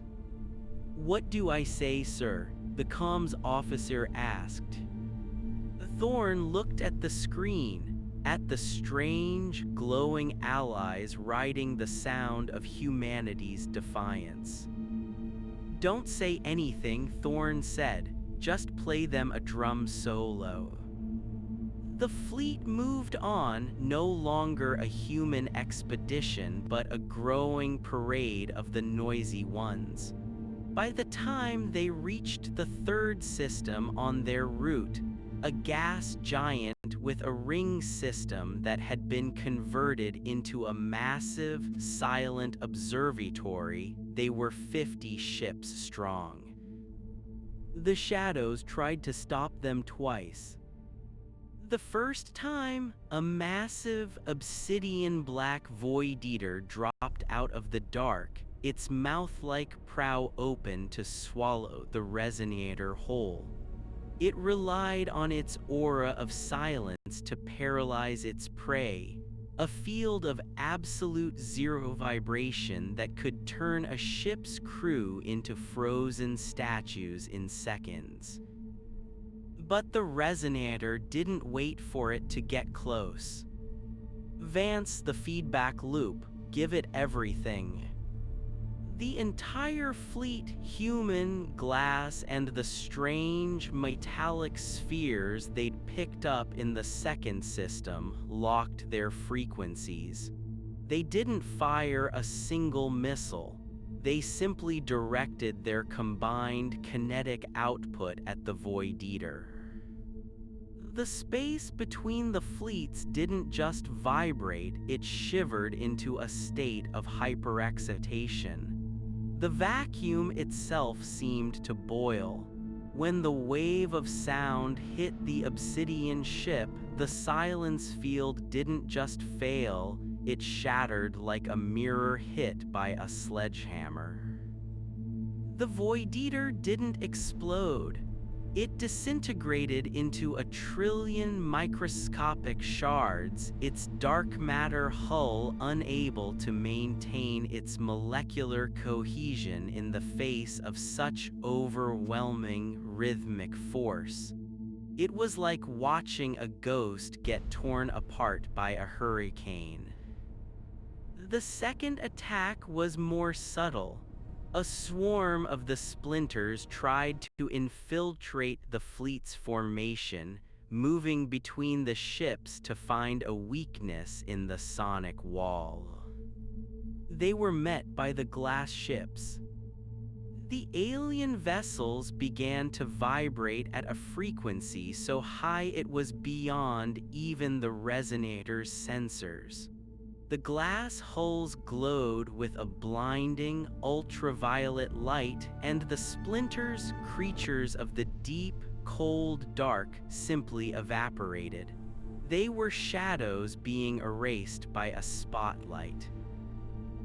Thorn watched the battle from his chair, a cold, hard satisfaction settling in his gut. The Accord had been wrong. The shadows weren't invincible, they were just specialized.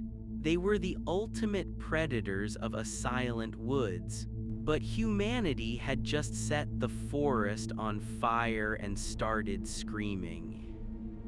Admiral Vance said, her image appearing on the main screen. She was covered in grease and sweat, her eyes bright with a manic, scientific joy. We've analyzed the data from the Void Eater's destruction. It's not just the volume that kills them, it's the structure. They can't handle complexity. Their biology, or whatever they are, is built for a universe of entropy and stillness. When we hit them with organized, complex information, with music, with speech, with rhythmic noise, it's like injecting poison into their veins. Thorn nodded, chewing on the end of his cigar. So we aren't just loud, we're complicated. I like that. Keep the complexity coming, Doctor. I want a symphony that would make a shadow's head turn inside out. As the fleet pushed deeper into the sector, the vocal map began to change. It was no longer a few isolated spikes. It was a web. The transmissions from the liberated systems were beginning to link up, creating a network of sound that the shadows could no longer penetrate. But as the noise grew, so did the stakes.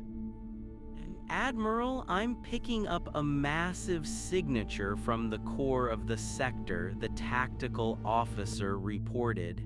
His voice was tight with fear. It's not a ship, it's a rift. Something is tearing its way into our space. Thorn stood up, his cane forgotten. He walked to the front of the bridge, staring out into the black. In the distance, the stars were being blotted out, not by a ship, but by a wall of absolute, terrifying nothingness. It was the great silence the Accord had whispered about, the source, the thing that had driven the galaxy into hiding for 1 billion years. It was moving toward them, a wave of cold that threatened to extinguish every light and mute every voice in its path. "It's the great void," the science officer whispered, his face pale in the flickering lights of the bridge. "It's coming to finish what it started. It's going to reset the clock. It's going to make the universe quiet again." Thorn looked at the wall of darkness, then back at his fleet. The patched-together human haulers, the elegant glass ships, the strange, humming spheres. He looked at the vocal map where 1,000 tiny civilizations were finally finding their voices. He felt a surge of something hot and defiant in his chest. It wasn't just courage. It was the ancestral roar of a species that had survived ice ages, wars, and the crushing indifference of its own planet. "It wants a reset," Thorn said, his voice a low, dangerous growl. "Fine, but it's going to have to listen to the end of the song first." He turned to the comms officer. "Signal the fleet. All ships lock onto the resonator's signal. We're not going to dodge this thing, we're going to charge it." "Admiral, you heard me? Every engine at 110%. Every speaker, every transmitter, every kinetic hammer, I want them all redlining. We're going to hit that wall of silence with everything the galaxy has to say." The fleet began to accelerate, a spearhead of light and sound driving into the heart of the darkness. The resonator led the way, its hull groaning under the pressure of the kinetic buildup. The tuning forks were no longer just glowing, they were shedding molten metal, the heat of the vibration melting the very hull they were attached to. Inside the ships, the sound was unbearable. The crew wore thick, acoustic-dampening suits, but the vibration still rattled their brains in their skulls. They didn't care. They were the noisy ones. They were the ones who had broken the accord. They were the ones who had woken the stars. As they neared the wall of darkness, the resonator's sensors began to fail. The vocal map went black. The comms channels filled with a static so cold it felt like ice on the skin. Now Thorn roared, his voice lost in the cacophony. "Hit the overdrive." Vance, down in the bowels of the ship, slammed her hand onto the final sequence. The resonator didn't just fire, it became a point of infinite resonance. For one brief, impossible second, the ship projected a sound that was the sum total of every heartbeat, every shout, and every song of every species in the fleet. It was a concentrated burst of pure, unadulterated existence. The sound hit the wall of silence. For a heartbeat, nothing happened. The darkness seemed to swallow the noise, the blackness deepening as it absorbed the energy. Thorn felt a cold dread settle in his stomach. Was it not enough? Was the universe destined to be quiet? Then the first crack appeared. It wasn't a physical crack, it was a ripple in the nothingness. A flash of color, a violent, screaming purple erupted from the center of the dark wall, then another, and another.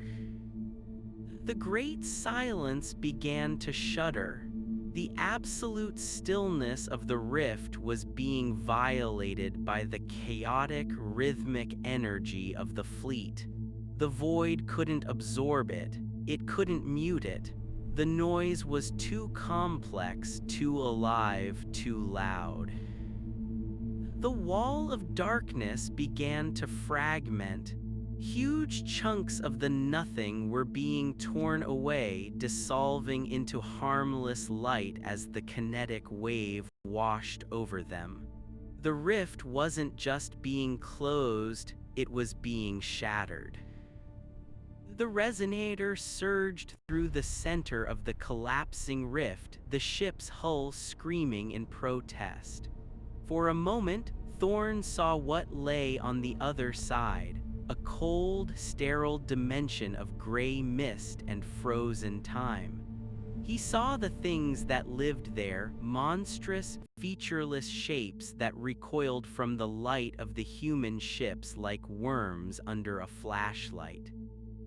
Then, with a final, thunderous boom that echoed through the very fabric of space-time, the rift snapped shut. The shockwave threw the resonator backward, the ship spinning wildly through the debris of the battle. Thorn was thrown from his chair, his head hitting the deck with a sickening thud. The world went black. When he opened his eyes, the first thing he noticed was the silence. It wasn't the terrifying, heavy silence of the shadows. It was the soft, ringing silence that follows a great concert. His ears were bleeding and his vision was blurred, but he could see the bridge lights flickering back to life. He groaned, pushing himself up on one arm. "Status," he croaked. No one answered. The bridge crew was slumped over their consoles, some unconscious, some just staring at the screens in a daze. Thorn dragged himself to his chair and looked at the main display. The wall of darkness was gone. The stars were visible again, clearer and brighter than they had ever been, and they weren't just points of light. Across the sector, the vocal map was exploding. The destruction of the rift hadn't just cleared the local space. It had sent a noise quake through the entire galaxy. Every hidden world, every cowering species, every silent colony had felt the impact. They had heard the roar of the noisy ones defeating the dark. And they were all answering. The comms console on the resonator began to ping, then it began to howl. Thousands of signals in a million different languages were flooding the channels. It was a cacophony of greetings, of songs, of prayers, and of challenges. The galaxy was no longer a graveyard. It was a riot. Thorn leaned back in his chair, a slow, bloody smile spreading across his face. He fumbled in his pocket, found a fresh cigar, and realized he didn't have a lighter. He looked at the tactical officer who was just waking up. "Son," Thorn said, his voice a rasping whisper, "you got a light?" The officer blinked at him, then looked at the screen, his jaw dropping as he saw the flood of signals. "Admiral, we did it. They're all talking. Everyone is talking." "Yeah," Thorn said, looking out at the shimmering, noisy stars. "I guess we're going to have to learn a lot of new languages." He looked at the resonator's hull on the exterior cam. The ship was a wreck. The tuning forks were gone, the armor was scorched, and half the decks were vented to vacuum. But the heart of the ship, the massive kinetic generator, was still thrumming, a low, steady beat. Thump, thump, thump. "Tell Earth to send the repair crews," Thorn said. and tell them to bring more speakers. We've got a lot of territory to cover." As the first of the glass ships pulled alongside the resonator, its bioluminescent hull pulsing a greeting that felt like a warm summer breeze, Thorn finally managed to light his cigar. He took a long, deep drag and blew the smoke toward the stars. "The era of the hammer is over," he whispered to the roaring, beautiful chaos of the galaxy. "Welcome to the era of the orchestra." And in the distance, the stars sang back. The silence of the resonator's bridge was short-lived, replaced not by the mechanical hum of a healthy ship, but by the frantic, overlapping chatter of a galaxy suddenly realizing it was allowed to breathe. The comms board didn't just light up, it screamed.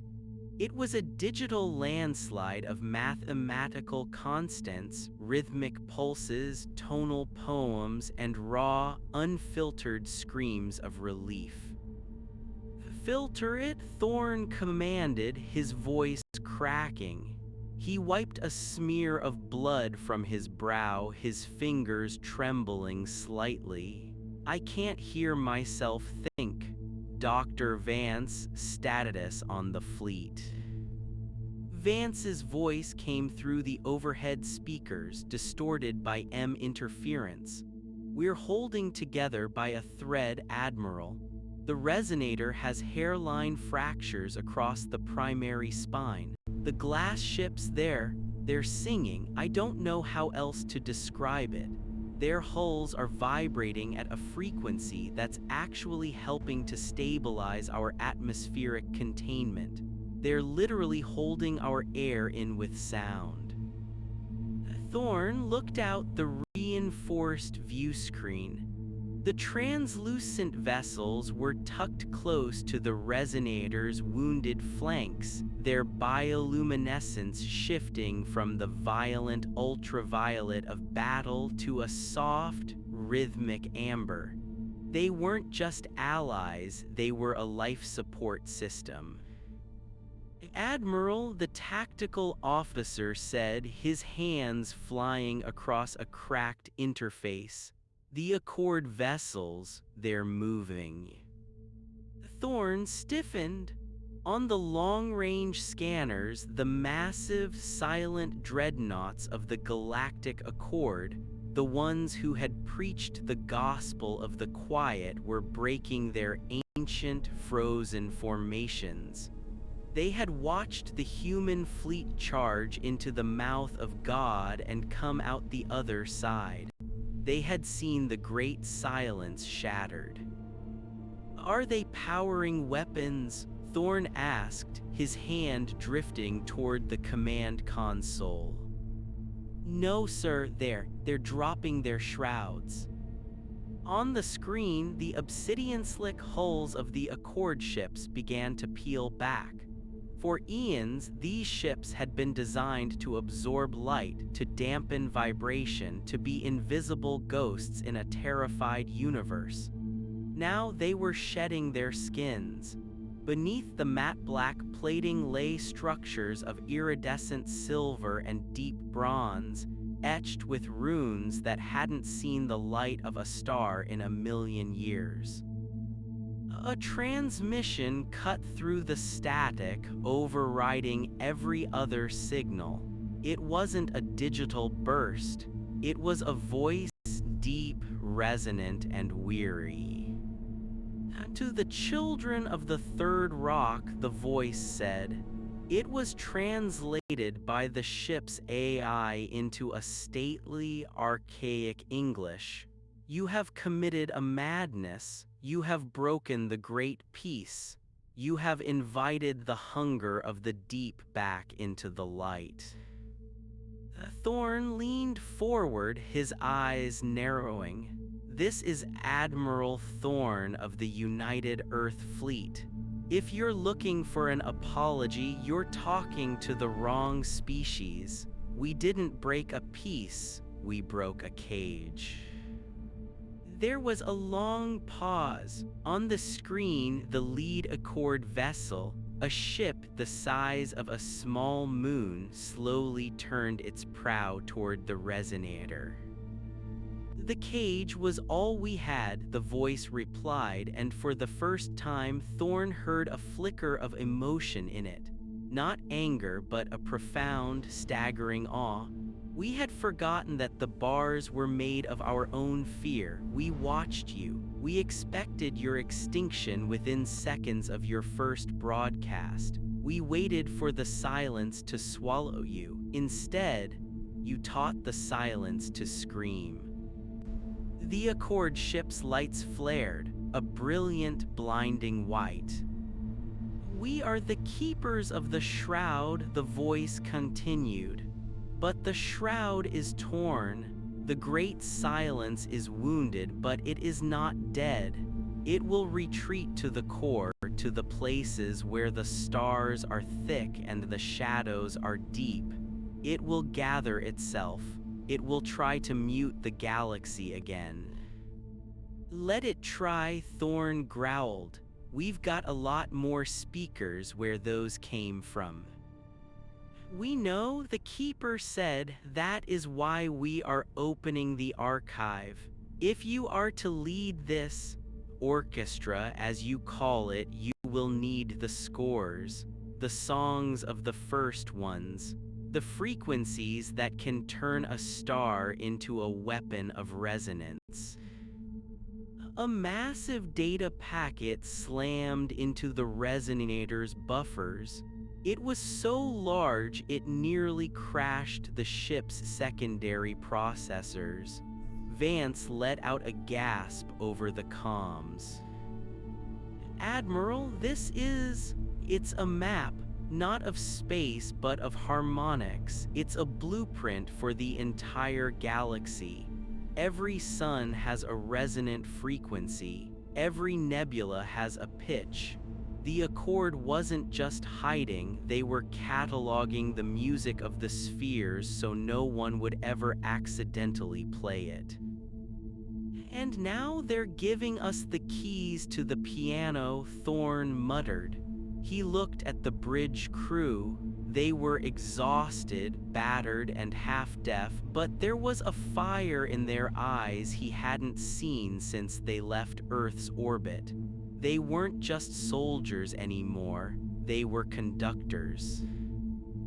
"Admiral," the comms officer interrupted, his voice urgent, "I'm picking up something on the sound of Earth frequency. It's coming from the planetoid, the one we just woke up." Thorn turned to the visual of the icy rock. The plumes of gas were still erupting, but the rhythm had changed. It wasn't mimicking the resonator's heartbeat anymore. It was sending something new. It was a melody, simple, haunting, and incredibly old. It was 3 notes repeated over and over, vibrating through the crust of the planet and into the vacuum. "The AI is translating," the officer said, his face pale. "It's not a greeting, sir, it's a name." "Whose name?" The officer looked up, tears blurring his vision. "Ours, sir. They're saying Earth. They remember us. They've been waiting 1 billion years for us to come back and turn the lights on." Thorn felt a chill that had nothing to do with the vacuum of space. The history books said humanity was a fluke, a lonely spark in a cold universe. But the glass ships, the planetoid, the Accord, they all knew. Humanity wasn't the first noisy species. They were just the only ones who had refused to forget how to shout. "Admiral, we have a problem," Vance's voice broke the moment. "The great void rift we just collapsed? It didn't just disappear. It's acting like a vacuum leak. It's pulling energy from the surrounding systems. If we don't stabilize the local resonance, the whole sector is going to go dark permanently. Thorn stood up, gripping his cane so hard the wood creaked. How do we stop it? We need a sustained note, Vance said. We need to broadcast a frequency so stable and so powerful that it fills the hole left by the rift. But the resonator can't do it alone. The power requirements would vaporize us. Thorn looked at the Accord dreadnoughts. He looked at the glass ships. He looked at the sound of Earth broadcast still echoing from the drones. We don't do it alone, Thorn said. We're a band, remember. He turned to the comms officer. Patch me into the entire fleet. All ships. Human, Accord, Glass, everyone. Tell them to look at the data packet the Keepers just sent. Find the hymn of the core, we're going to play it. Sir, the Accord ships don't have our kinetic hammers, the officer protested. They have engines, Thorn countered. They have hulls, they have voices. Tell them to sync their drive cycles. Tell the glass ships to vibrate their hulls.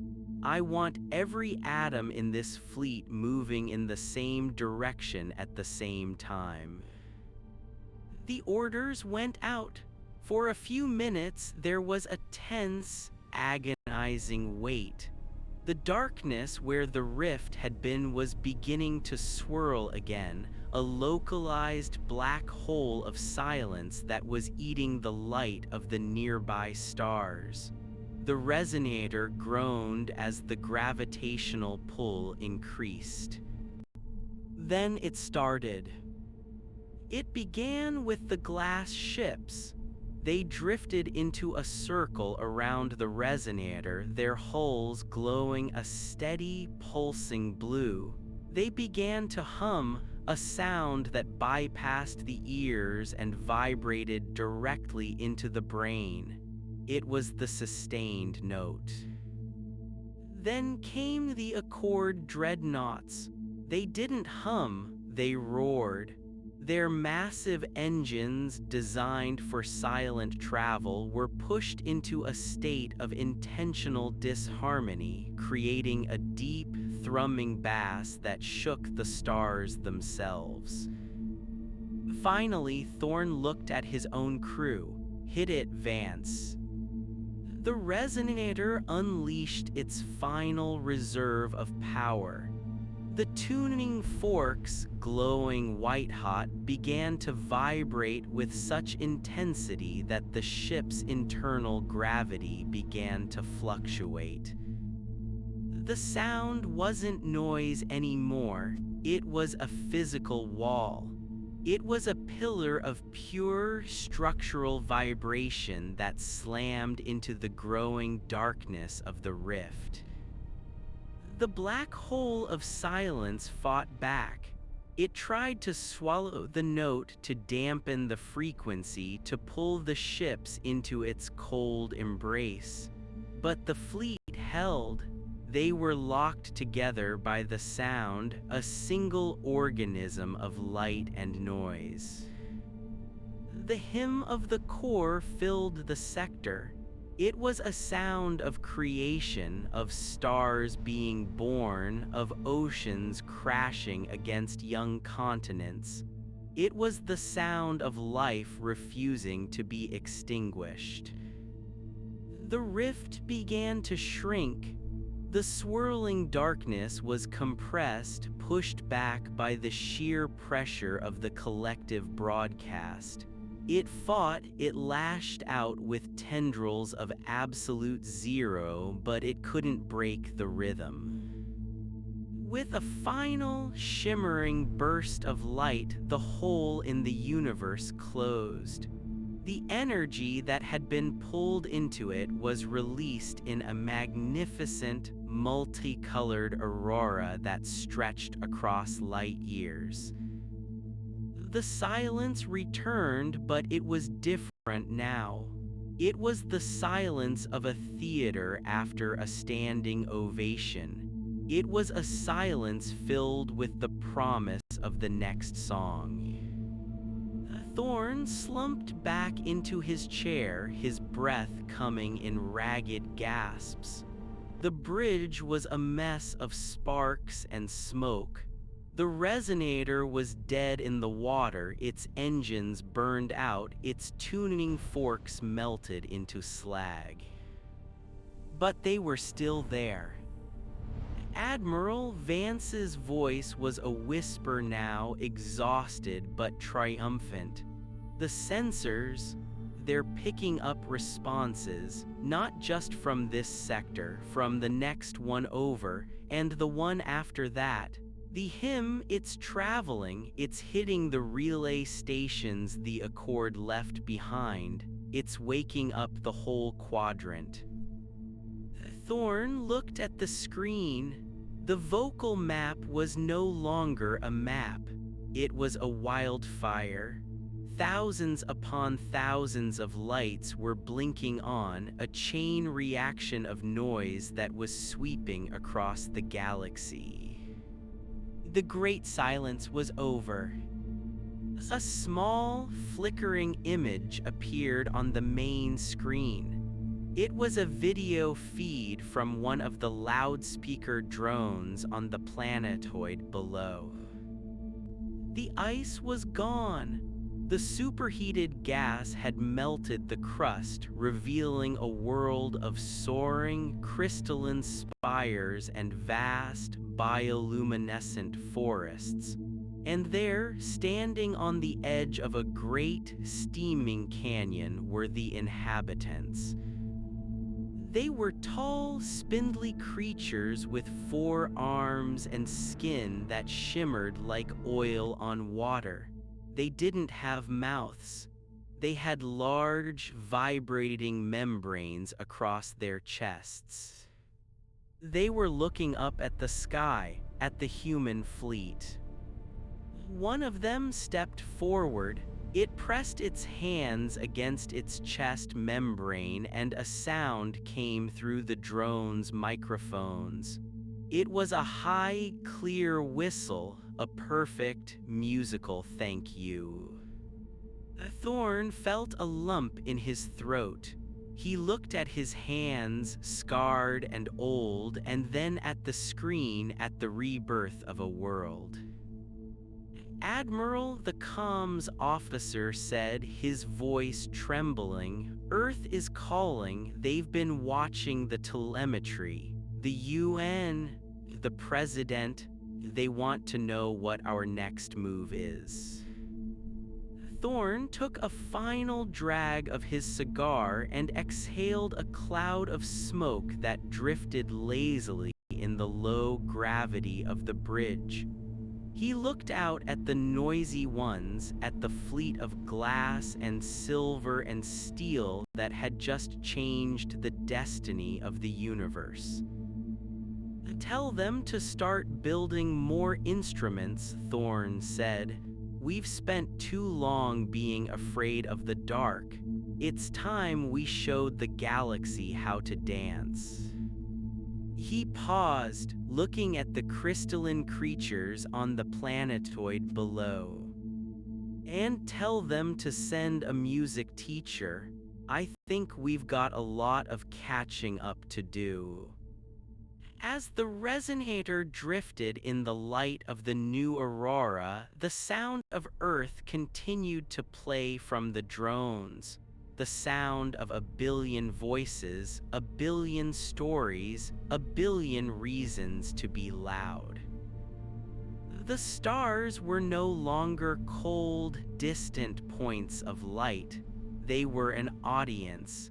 And for the first time in a billion years, the show was just beginning. The bridge of the resonator smelled of ozone, burnt copper and the expensive, pungent tobacco of Thorn's cigar.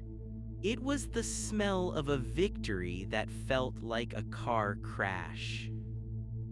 Admiral, the Accord vessel Vigilance of Ages is hailing us again, the comms officer said. His console was sparking, but he was bypass-wiring the signal through a handheld tablet. They aren't using the archive voice anymore. It's a direct visual. Put it on the secondary monitor, Thorn said, leaning his head back against the frayed headrest. The main screen is still bleeding pixels. The image that flickered to life was not a face but a shifting geometric arrangement of light and shadow. It looked like a kaleidoscope made of obsidian. As it spoke, the shapes pulsed, and the ship's AI struggled to map the vibrations into human phonetics. Admiral Thorn, the Accord representative, said. The voice was no longer a booming god cry, it was a rhythmic series of clicks and hums. The silence was our shield. We crafted it over 10,000 of your solar years. We pruned the noisy branches of the galactic tree to save the trunk. You have not just broken the shield, you have set the tree on fire. Thorn didn't look away from the shimmering planetoid below where the four-armed creatures were still singing to the drones. Fire provides light, counselor, and warmth. Your shield was a shroud. You weren't protecting the galaxy, you were taxidermying it. The hunger, the entities you call the noisy ones, they are not gone. The Accord entity pulsed a violent, jagged red. You collapsed one rift, you silenced one throat, but the universe is vast and the void is deep.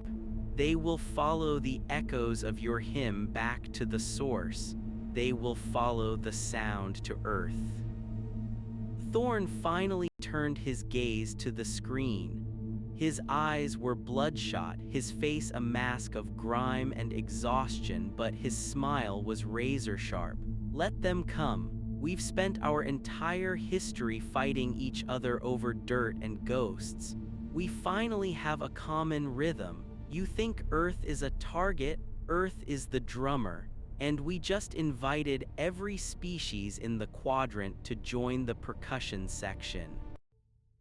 The Accord entity went still, its light fading to a dull, contemplative gray. You are a frightening species, Admiral. You do not fear the consequences of being heard.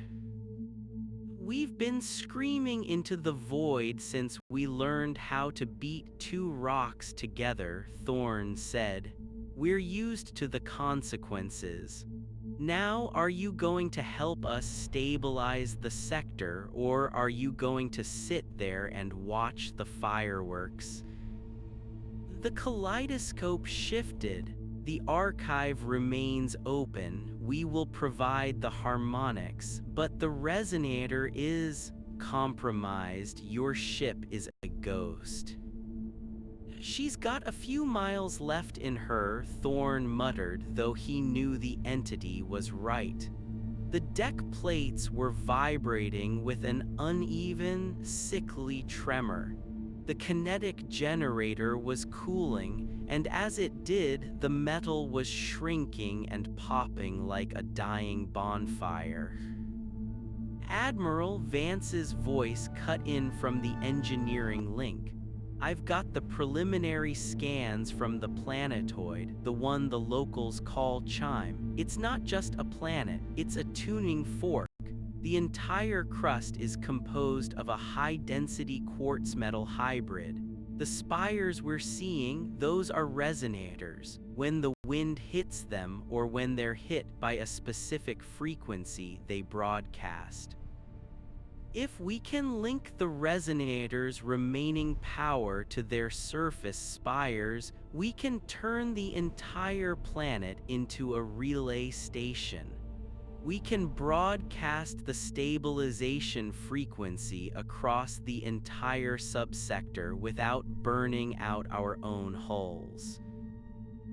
Thorn stood up, his joints popping. Do it. Get a landing party down there, and Vance, send the linguists. I want to know what they're saying back to us. Already on it, sir, but there's one more thing. The glass ships, they're leaving. Thorn moved to the viewport. The translucent bioluminescent vessels were uncoupling from the resonator. They moved with a fluid grace that made the human ships look like clunky iron toys. They didn't use thrusters. They seemed to ripple through space, leaving trails of shimmering light behind them. They didn't jump to warp. They simply faded, their frequencies shifting out of the visible spectrum. But as the last one vanished, a single pulse of golden light hit the resonator's bridge. It wasn't a message, it was a feeling, a sudden, overwhelming sense of gratitude. It washed over the bridge crew, momentarily silencing the alarms and the frantic chatter. For a heartbeat, there was no war, no hunger, and no silence. There was only the music. They're going to wake the others, the comms officer whispered, staring at the empty space where the ships had been. They aren't retreating. They're going to find the rest of the choir. Thorn took a long breath, the tension in his shoulders finally beginning to ebb. Then we'd better make sure the stage is ready. The next few hours were a blur of frantic logistics.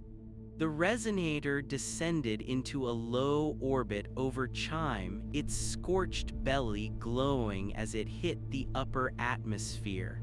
Below, the four-armed inhabitants, the Chimera, as the crew had begun to call them, had gathered in the thousands around the base of the largest crystalline spires. They weren't afraid of the massive, battered warship descending from the clouds. They were reaching toward it. When the first human shuttle touched down on the shimmering, vibrating soil, the air was thick with a low, melodic drone.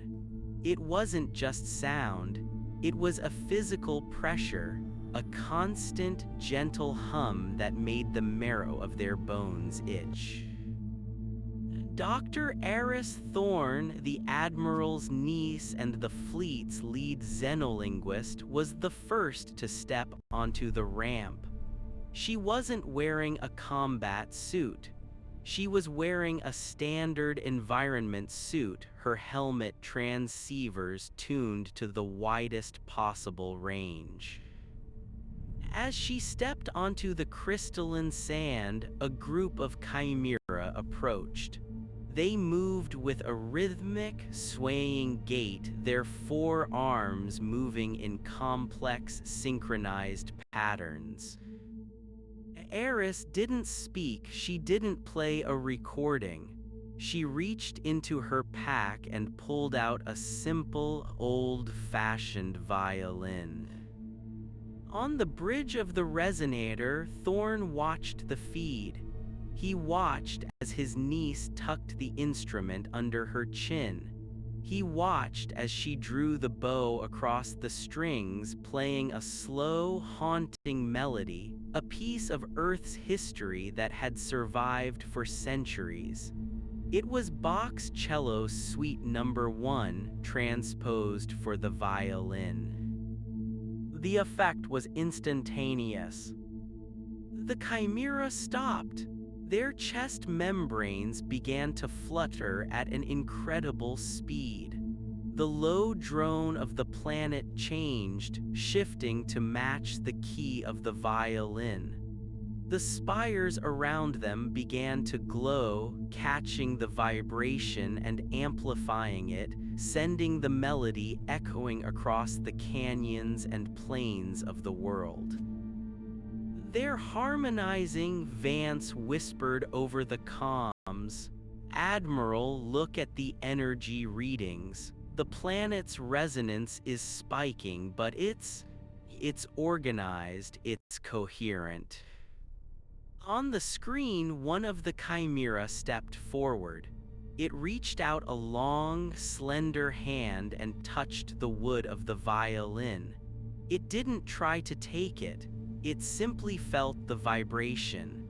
Then it opened its own membrane and emitted a sound that no human throat could ever replicate, a pure, crystalline chord that contained 3 notes at once. It was the perfect accompaniment. "They aren't just listening," Eris's voice came through the comms, breathless and laughing. "They're finishing the song. Uncle, they've been waiting for someone to play the lead." Thorn watched as the 2 species, one of metal and fire, the other of crystal and song, began to communicate in the only language that mattered. He felt a strange, prickly sensation in his eyes. He told himself it was the smoke from his cigar.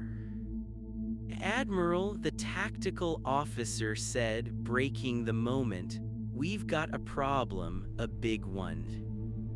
Thorn snapped back to attention. "What is it?" "The Accord ships. They've detected a massive surge in the vocal map, but it's not coming from our sector. It's coming from the galactic core." Thorn looked at the strategic overlay. The core, a dense cluster of ancient stars and black holes, had always been the quietest place in the galaxy. The Accord had guarded it like a tomb. Now it was lighting up, but the light wasn't the warm amber of Chime or the golden glow of the glass ships. It was a cold, jagged violet. The rifts, Thorn realized, his voice dropping an octave. "We didn't just wake up the neighbors, we woke up the landlord." The hunger wasn't just a collection of mindless entities, it was a consciousness, and it had been sleeping in the densest part of the galaxy, feeding on the silence. The hymn of the core hadn't just stabilized the sector, it had poked a beehive the size of 1,000 solar systems.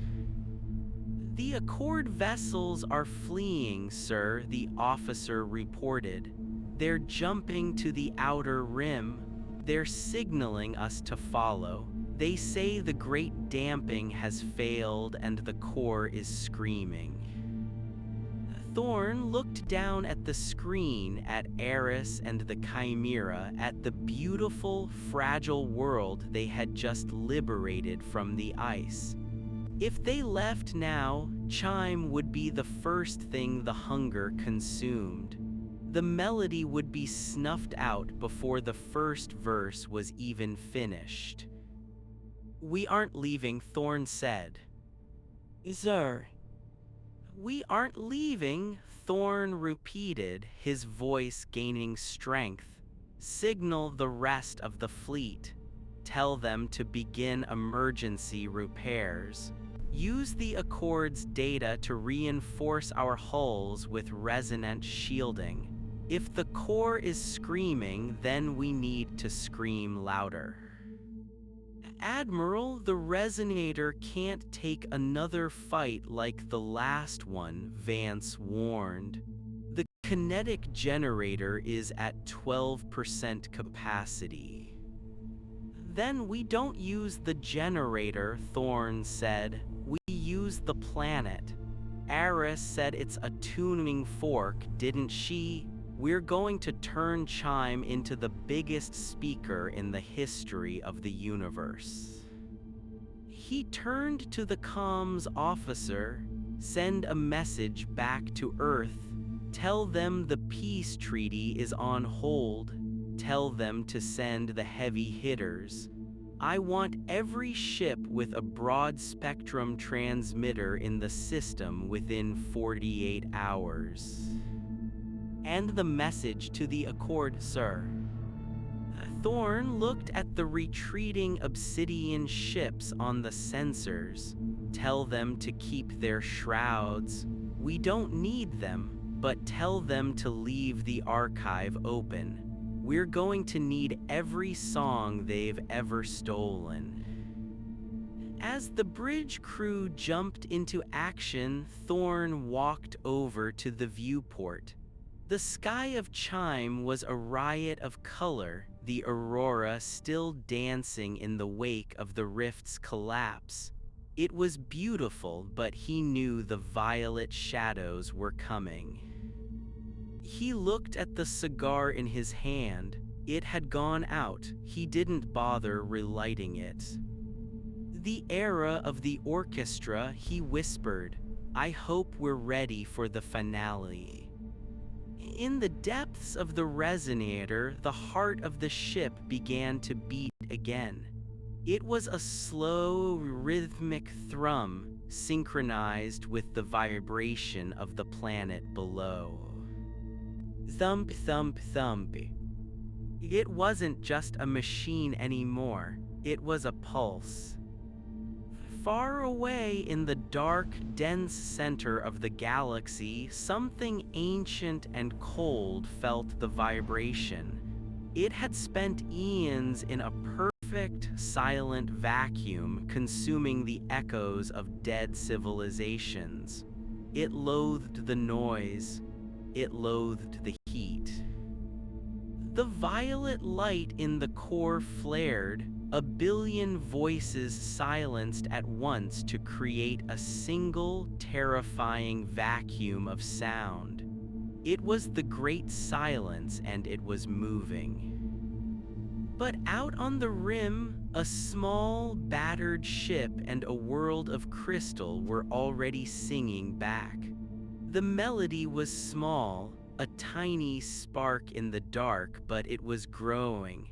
It was catching on the solar winds, bouncing off the nebulae and waking up everything it touched. The galaxy was no longer a graveyard, it was a rehearsal. And as the first violet shadow touched the edge of the sector, the resonator unleashed a note so pure, so loud, and so defiant that even the stars seemed to lean in to hear it. The battle for the soul of the universe had moved beyond guns and shields. It was a battle of frequencies. Thorn sat in his chair, his eyes fixed on the encroaching dark. He wasn't a soldier anymore. He was a man who had heard the stars sing, and he wasn't about to let anyone turn off the music. Volume to maximum, he commanded. Let's give them something they'll never forget. The vibration wasn't just in the deck plates anymore. It was in the air, a physical thickness that made every breath feel like inhaling humming wire. Thorn watched the tactical display as the violet smudge of the galactic core began to bleed outward, devouring the steady, rhythmic pulses of the Accord's ancient sensor buoys. The silence wasn't an absence of sound, Thorn realized that now. It was a predatory frequency, a noise so perfectly out of phase with life that it canceled out the very heartbeat of the universe. Admiral, the first of the UN reinforcements are dropping out of warp. the comms officer shouted over the rising thrum. "It's the Philharmonic and the Deep Reach. They've brought the experimental oscillation rigs from the Jupiter labs. Tell them to slave their emitters to Vance's board," Thorne commanded. "We don't need them firing slugs. I want them acting as subwoofers for the resonator. We're going to create a standing wave between this ship and the planet's crust." Below them, on the surface of Chime, the scene was one of impossible, frantic beauty. The crystalline spires were no longer just glowing, they were vibrating so violently that the air around them had turned into a shimmering haze of refracted light. The Chimera were moving in a massive, swirling spiral around the central spire, a needle of translucent quartz that rose 3 miles into the thin atmosphere. They weren't just singing, they were conducting. Their 4 arms moved in frantic, geometric arcs, pulling the resonance of the planet upward, focusing it like a lens. Eris's voice cracked through the bridge speakers, competing with a screech of static that sounded like tearing metal. "Uncle, the Chimera, they're changing the harmonics. They aren't trying to block the core. They're trying to invert it. They say the silence is a hunger because it's empty. They want to fill it." "Fill a black hole with a folk song," Thorne grunted, wiping sweat from his brow. "Vance, can we handle that kind of throughput?" Vance's face appeared on a small sub-monitor. He was covered in coolant fluid, his eyes wide with a mix of terror and scientific ecstasy. "The resonator's conduits are melting, Admiral, but the planet is absorbing the heat. It's like the crystal lattice was designed for this. It's a heat sink for the soul. If we can bridge the gap with the tractor beams, we can use the ship's reactor to kickstart the planet's core. We won't just be a speaker, we'll be a pulsar." "Do it," Thorne said. "Bridge the gap." The resonator groaned, a sound of tortured metal that vibrated in Thorne's teeth. 2 massive beams of amber energy shot from the ship's belly, anchoring into the peaks of the twin spires below. The connection was instantaneous. A blinding pillar of white light erupted from the planet, punching through the clouds and spearheading into the void. The hymn changed. It was no longer a collection of human voices and chimera whistles. It became a roar, a fundamental tectonic bass note that shook the very fabric of the star system. On the long-range sensors, the violet shadow of the hunger flinched. The encroaching void didn't just stop, it recoiled. The jagged, violet frequencies shattered against the wall of sound emanating from Chime. It was like a wave hitting a cliff of pure diamond, but the hunger was vast and it was ancient. It began to wrap around the system, seeking the quiet gaps, the dissonant cracks in the melody. "It's looking for a flaw," Thorne shouted. "It's looking for the silence in us." "Admiral, look at the Accord ships." On the edge of the system, the obsidian kaleidoscope vessels of the Accord had stopped their retreat. They were hovering in the transition zone between the violet dark and the amber light. For 10,000 years, they had been the janitors of the galaxy, sweeping the noise under the rug to keep the monsters at bay. They had lived in fear of the very thing Thorne was now doing. The geometric shapes on the vigilance of ages shifted rapidly. turning from obsidian to a translucent weeping blue. They are joining, the comms officer whispered. The Accord ships didn't fire. Instead, they began to emit a sound that Thorn had only heard in the deepest parts of the archive, the Song of the Founders. It was a cold, mathematical melody, perfect and sterile, but as it hit the roar of Earth's hymn, it began to change. The human chaos, the messy, emotional vibrato of a billion voices bled into the Accord's perfection. The result was a harmony that defied physics. The pillar of light from Chime turned gold, then iridescent. It wasn't just pushing the hunger back anymore, it was illuminating it. In the light of the combined melody, the noisy ones were no longer invisible terrors. They were revealed as tattered, shimmering entities of pure entropy, looking less like gods and more like starving shadows caught in a sudden searchlight. "They're beautiful," Aris whispered over the link, "and they're so lonely." Thorn watched the screen. The violet entities were dissolving. They weren't being destroyed, they were being integrated. The noise was filling the vacuum inside them, turning their hunger into resonance. The jagged lines on the vocal map were smoothing out, turning into the long, elegant curves of a master composition.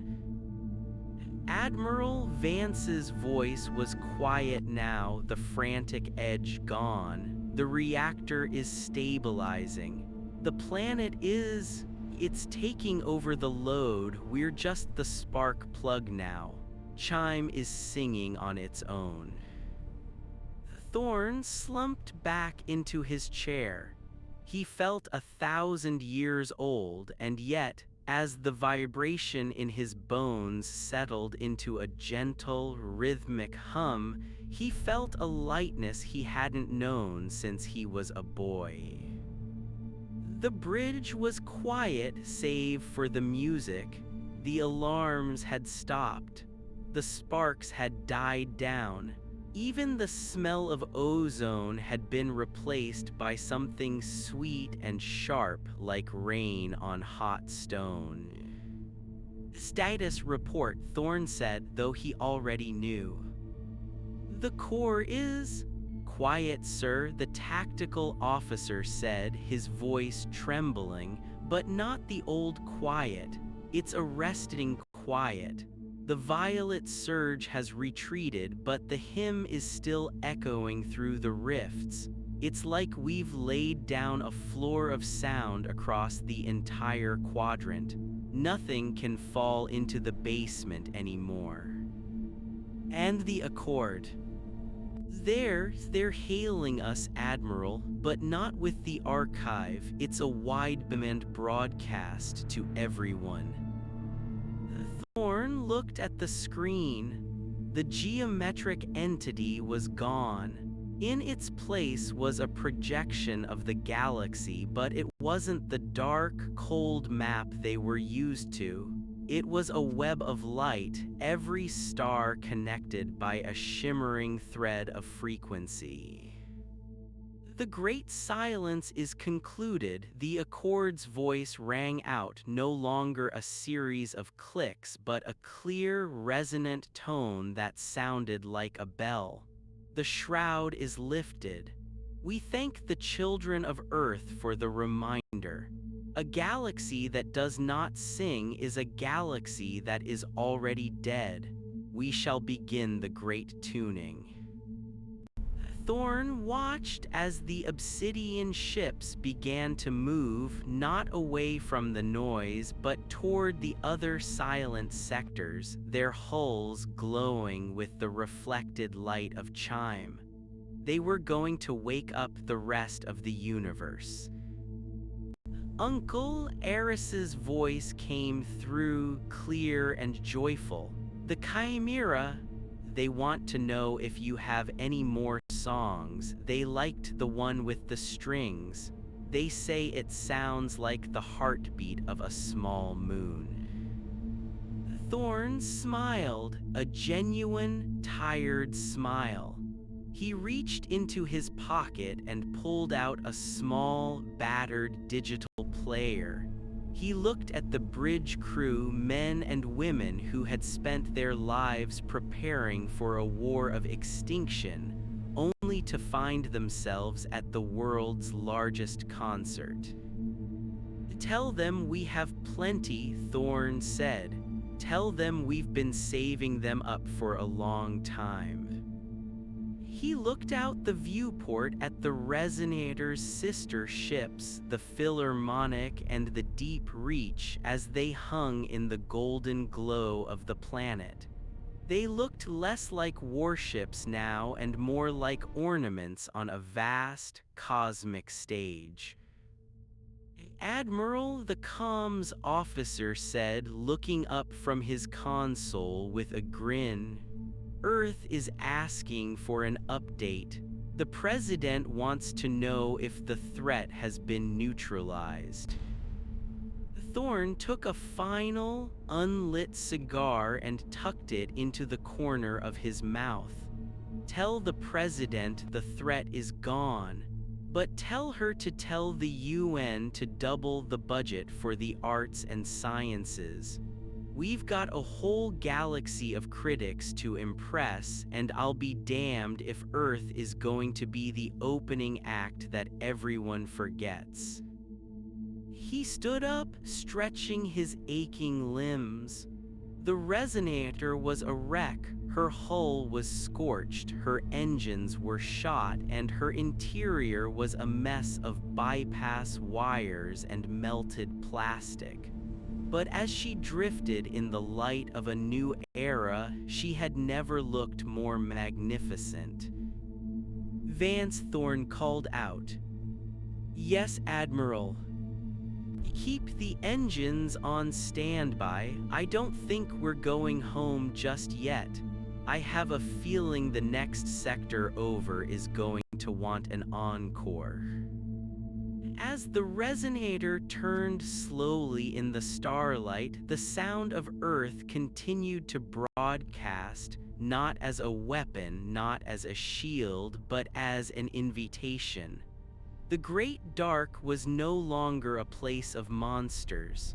It was a hall, waiting for the first note of the next movement. The silence was over. The music had just begun. In the corner of the bridge, the tactical officer, a man who had spent 20 years calculating kill zones and fire rates, was quietly tapping his fingers on his console in time with the rhythm of the planet below. He wasn't the only one. Across the ship and across the fleet, the soldiers of Earth were finding their own beat. Thorn looked at the stars, and for the first time in his life, they didn't look like distant, cold furnaces. They looked like home.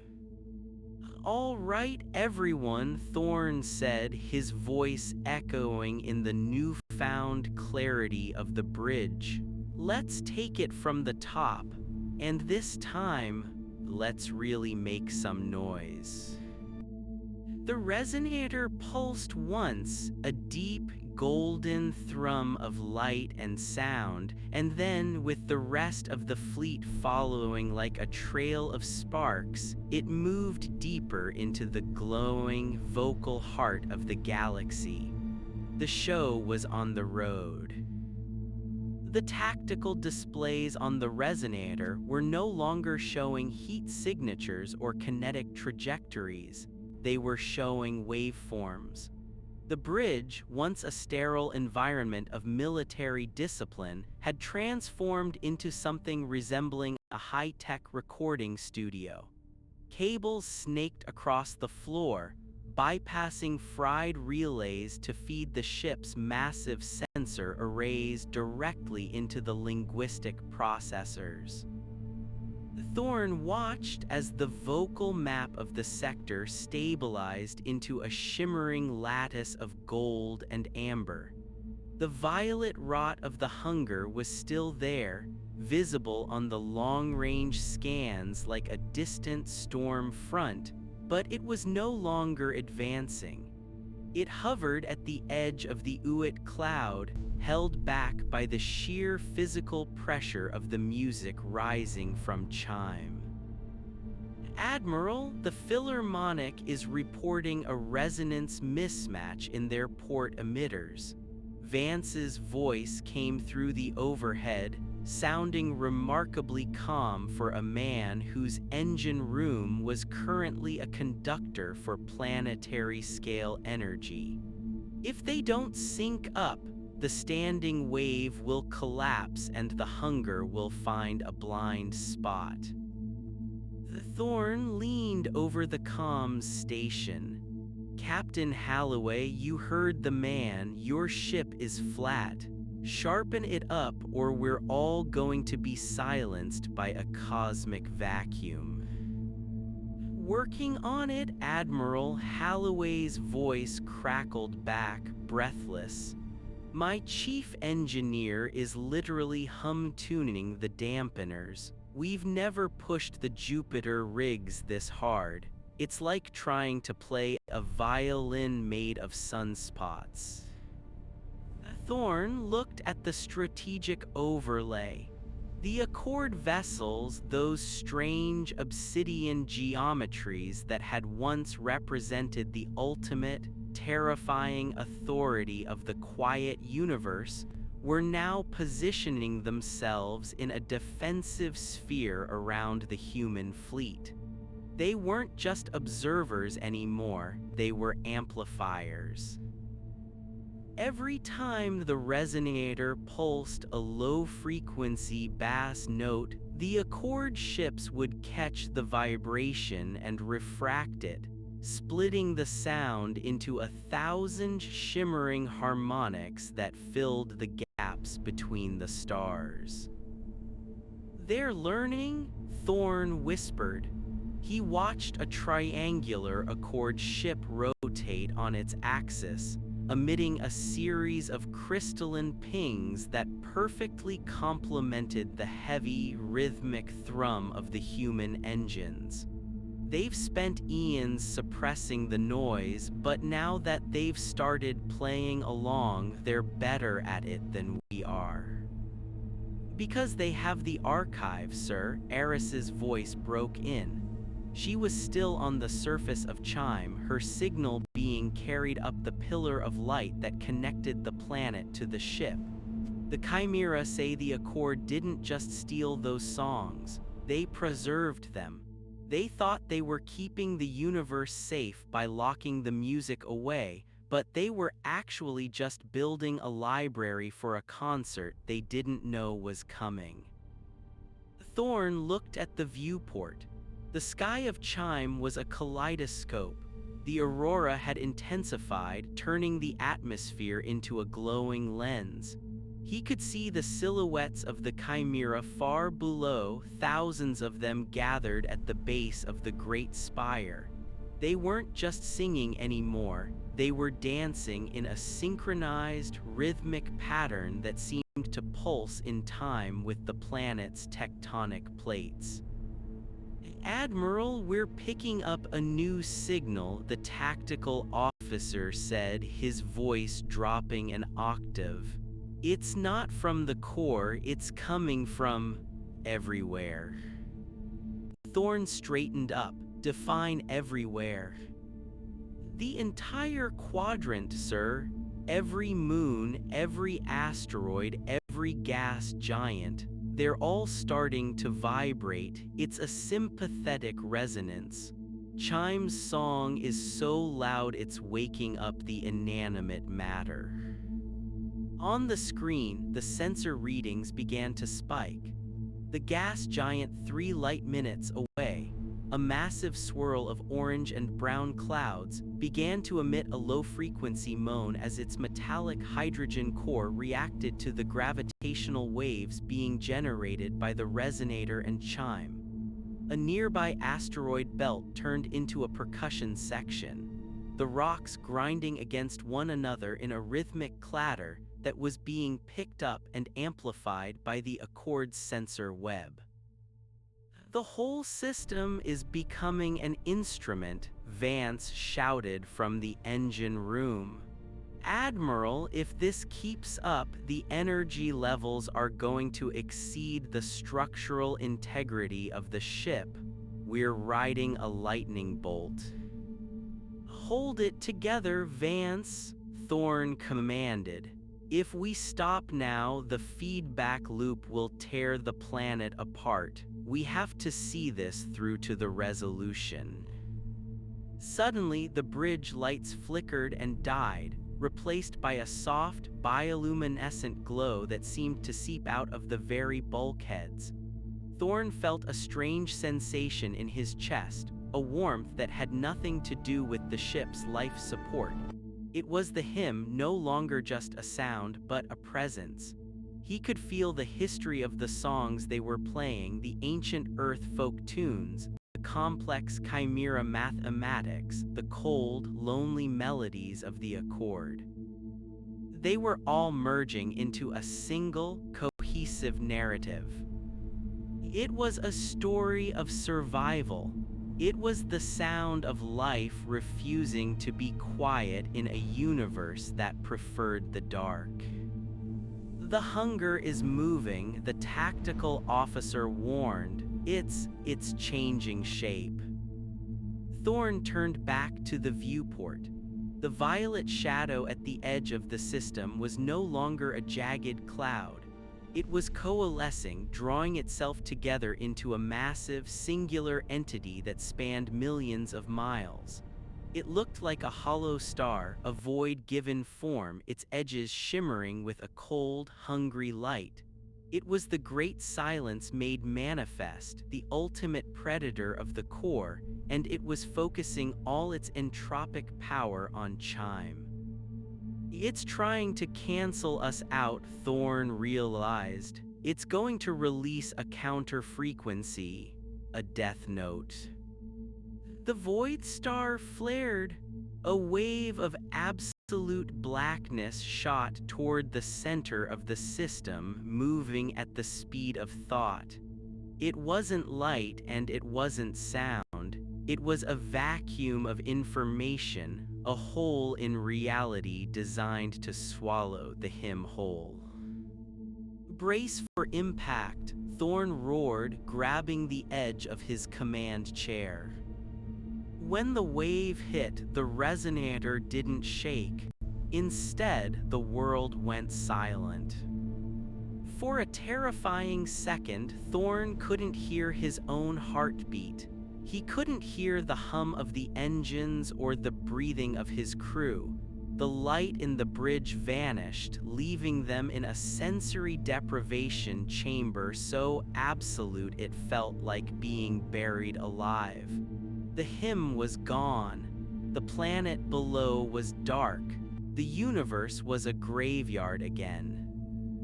But then, in the absolute center of that silence, there was a spark. It wasn't a loud sound, it was a small, delicate note, a single high-pitched chime like a finger tracing the rim of a crystal glass. It was Eris. I hear you, her voice whispered through the silence, not through the speakers, but directly in Thorne's mind. I hear the heart of it. The small note grew. It was joined by another, then another. It was the song of the small, the melody the chimera used to talk to the moss and the ice. It was a frequency so tiny, so intricate, that the massive, blunt force trauma of the hunger's silence had missed it. It was the sound of the microscopic, the infinitesimal, the persistent. The spark caught. The resonator's hull began to glow with a faint, silver light. The amber beams connecting the ship to the planet flickered back to life, but they weren't amber anymore. They were white, a blinding, pure white that contained every color of the spectrum. Volume 2, maximum, Thorn choked out, his voice returning as the silence broke. The hymn returned, but it was no longer a song. It was a shockwave. The combined energy of the human fleet, the Accord's archive, and the planet chime exploded outward in a sphere of pure resonance. It hit the Hunger's void star and didn't just push it back, it shattered it. The violet entity disintegrated into a billion fragments of light, each one screaming as it was filled with the noise of a trillion lives. The entropy was reversed. The vacuum was flooded.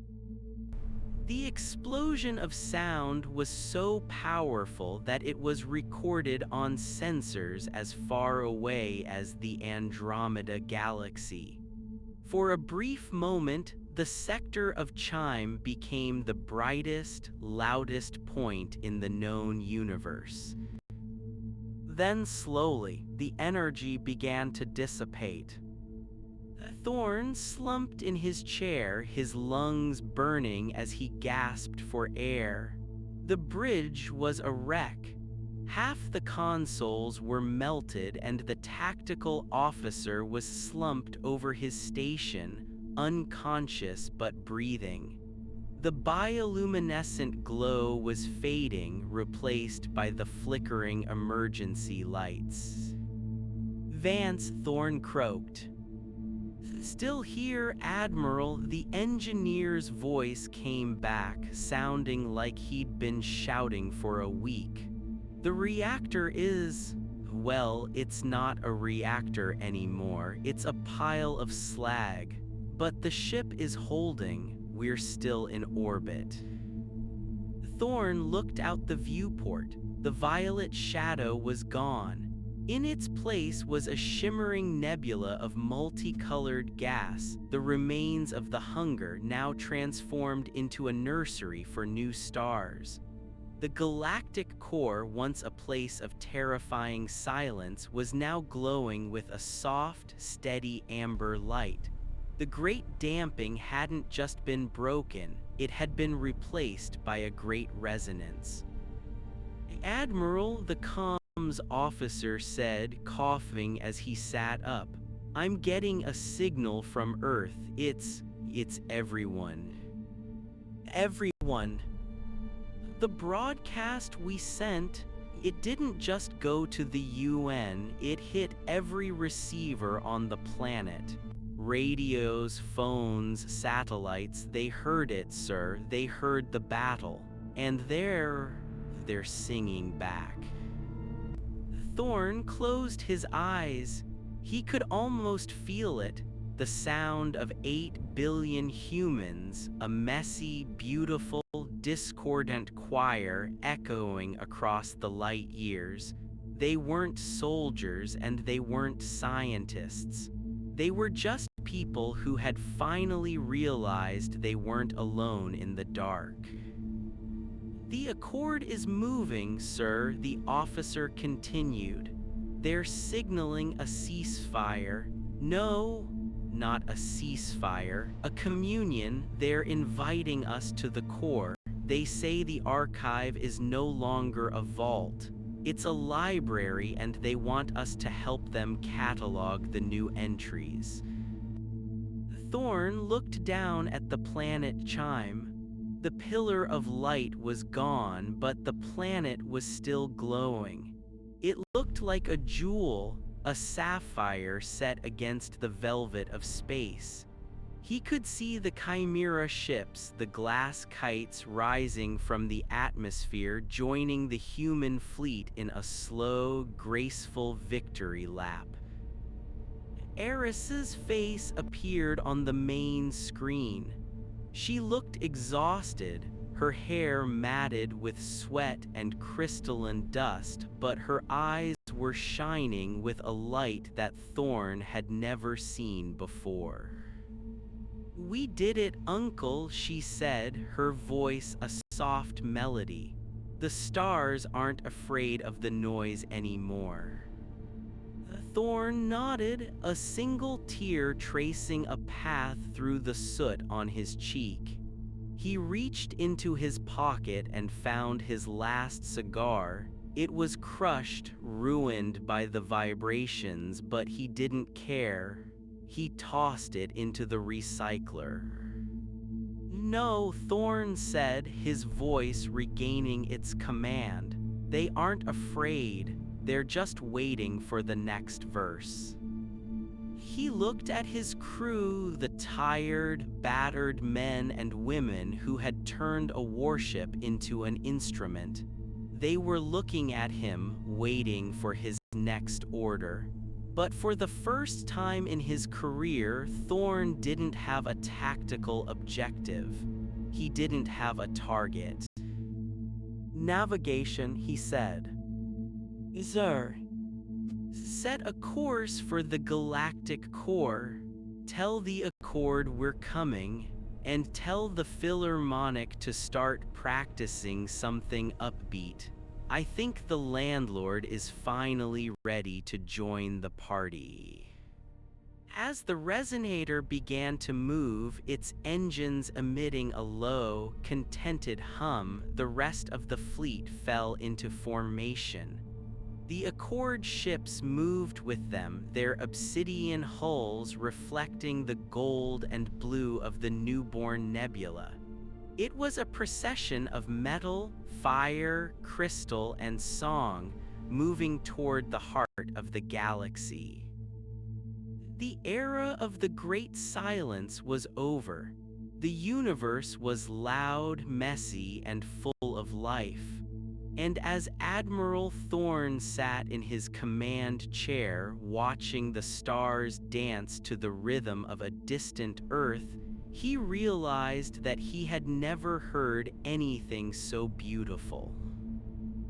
"Admiral," the tactical officer said, looking at his repaired screen, "one more thing, we're picking up a signal from the far side of the core, beyond the rifts." Thorn leaned forward. "What is it, more hungers?" The officer smiled, a wide, disbelieving expression.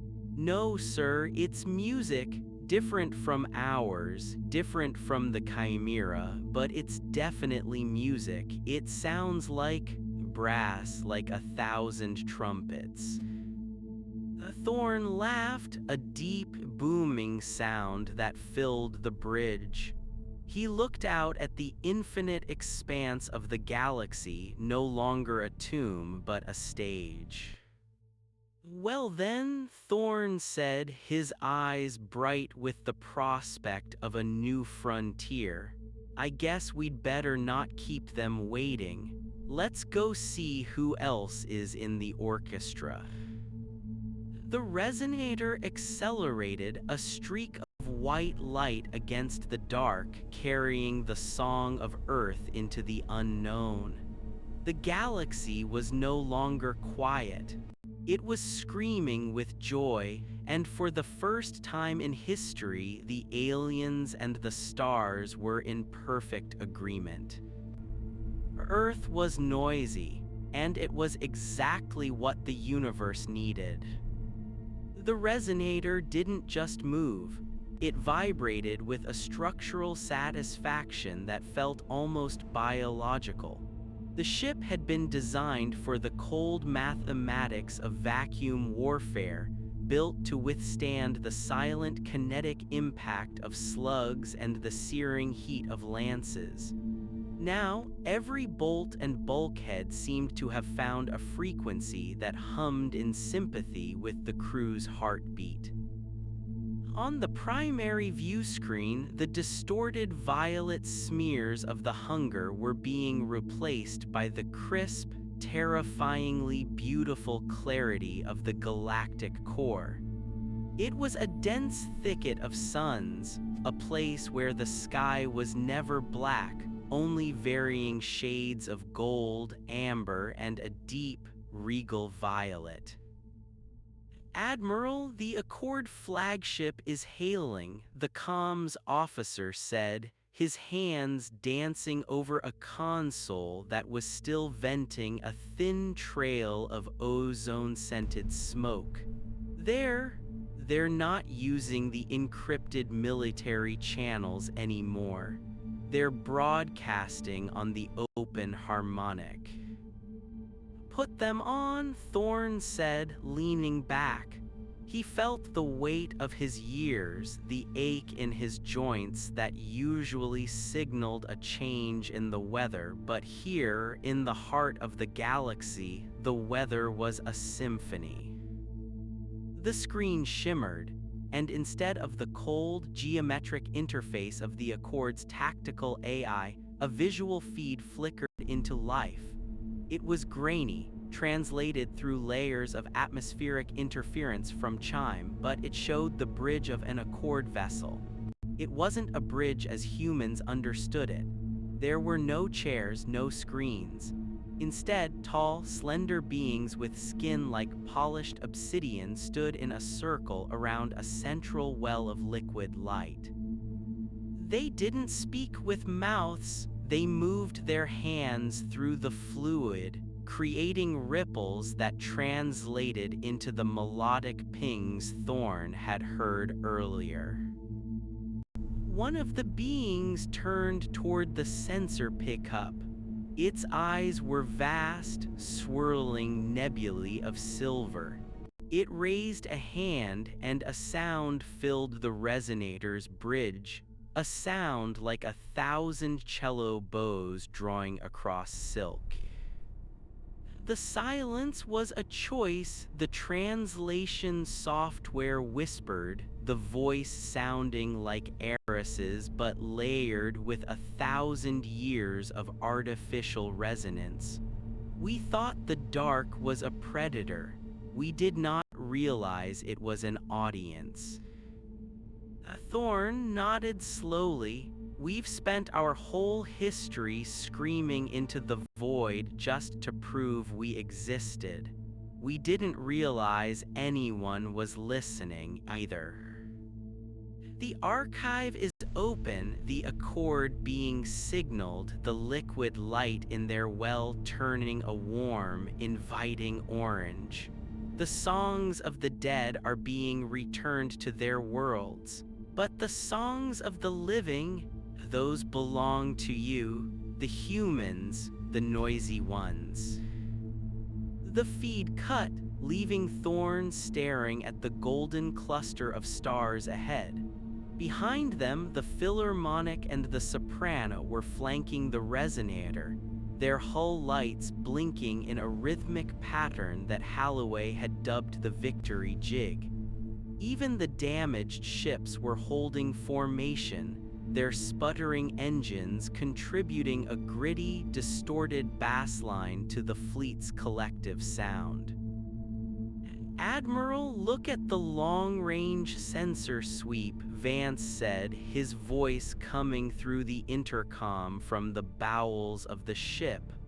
"I'm seeing activity in the Cygnus sector, and the Orion arm.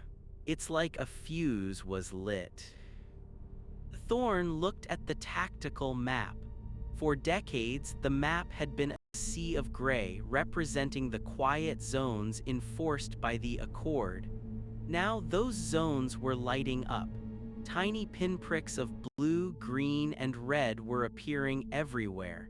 They weren't explosions, they were signatures of civilizations that had been hiding in the shadows, dampening their own signals for fear of the hunger or the Accord's wrath.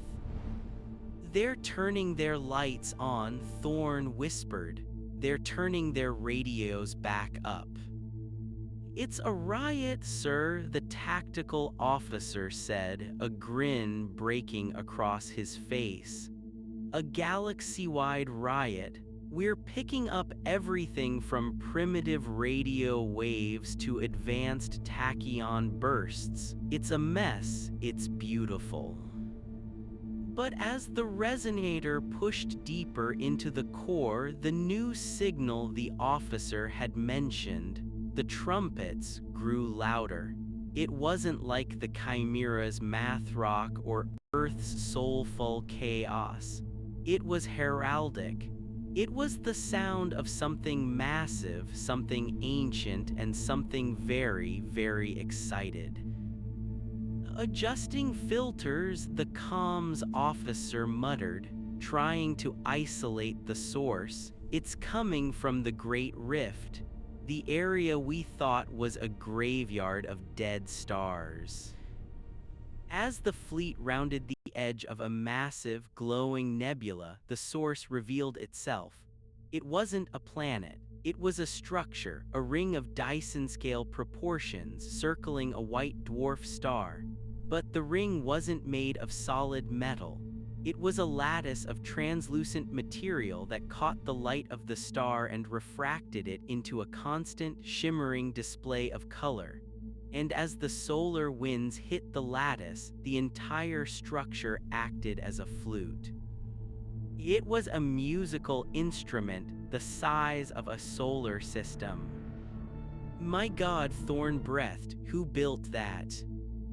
The Accord calls them the first chair. Eris's voice came through, clear and vibrant. She was still linked to the ship's sensors from the surface of Chime. They were the ones who started the first song billions of years ago. The Accord thought they were extinct, consumed by the hunger before the great damping began. But they weren't gone. They were just waiting for a conductor. The ring world flared. A burst of sound, the trumpets, erupted from the structure, a welcoming fanfare that shook the resonator to its core. It was a sound of pure, unadulterated joy.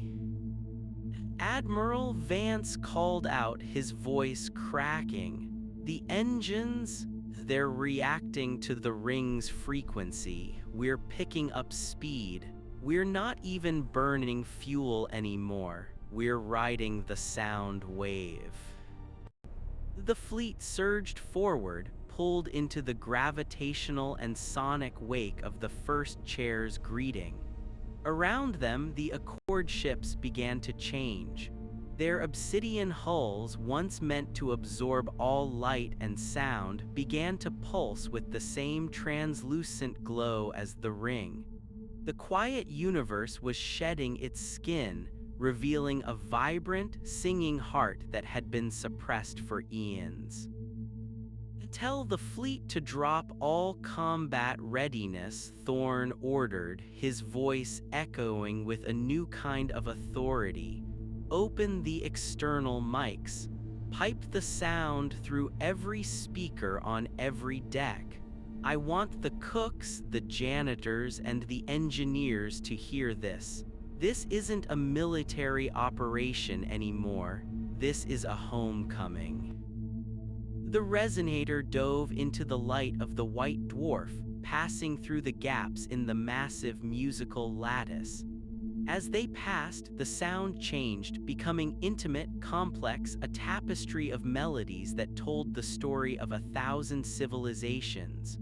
Thorn could hear the rise and fall of empires, the whisper of lovers on distant moons, the roar of oceans that had long since evaporated.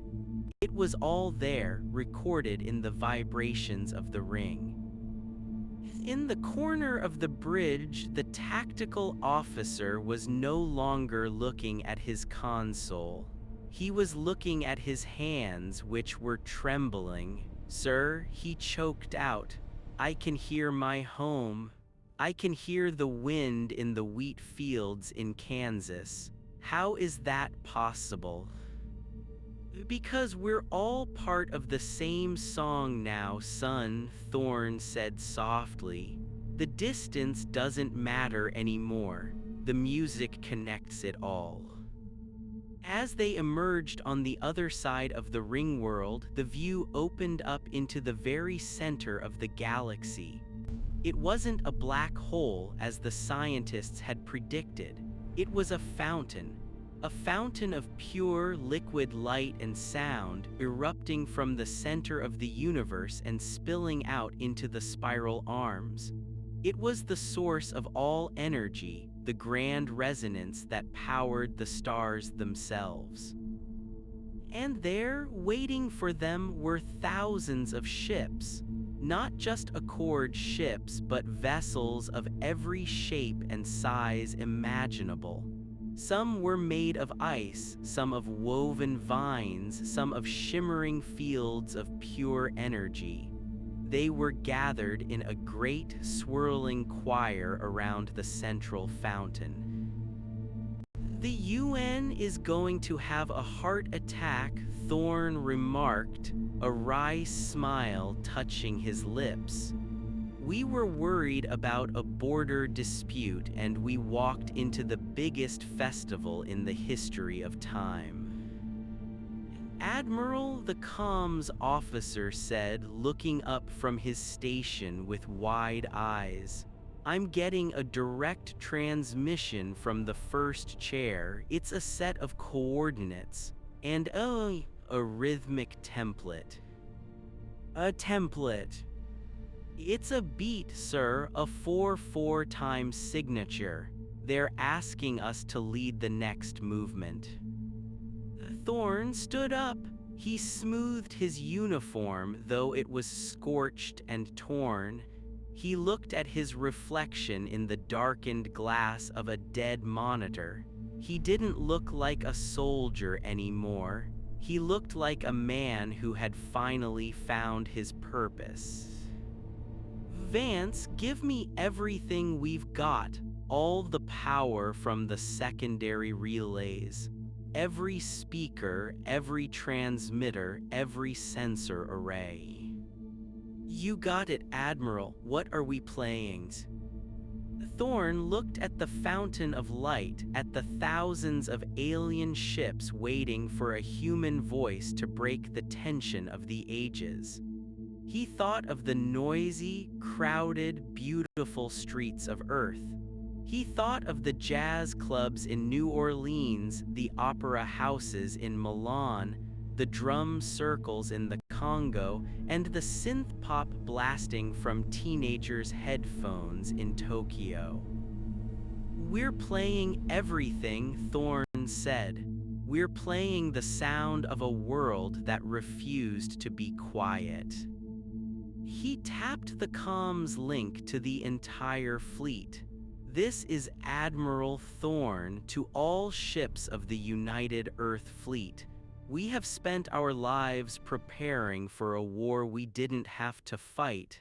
Today we are not soldiers.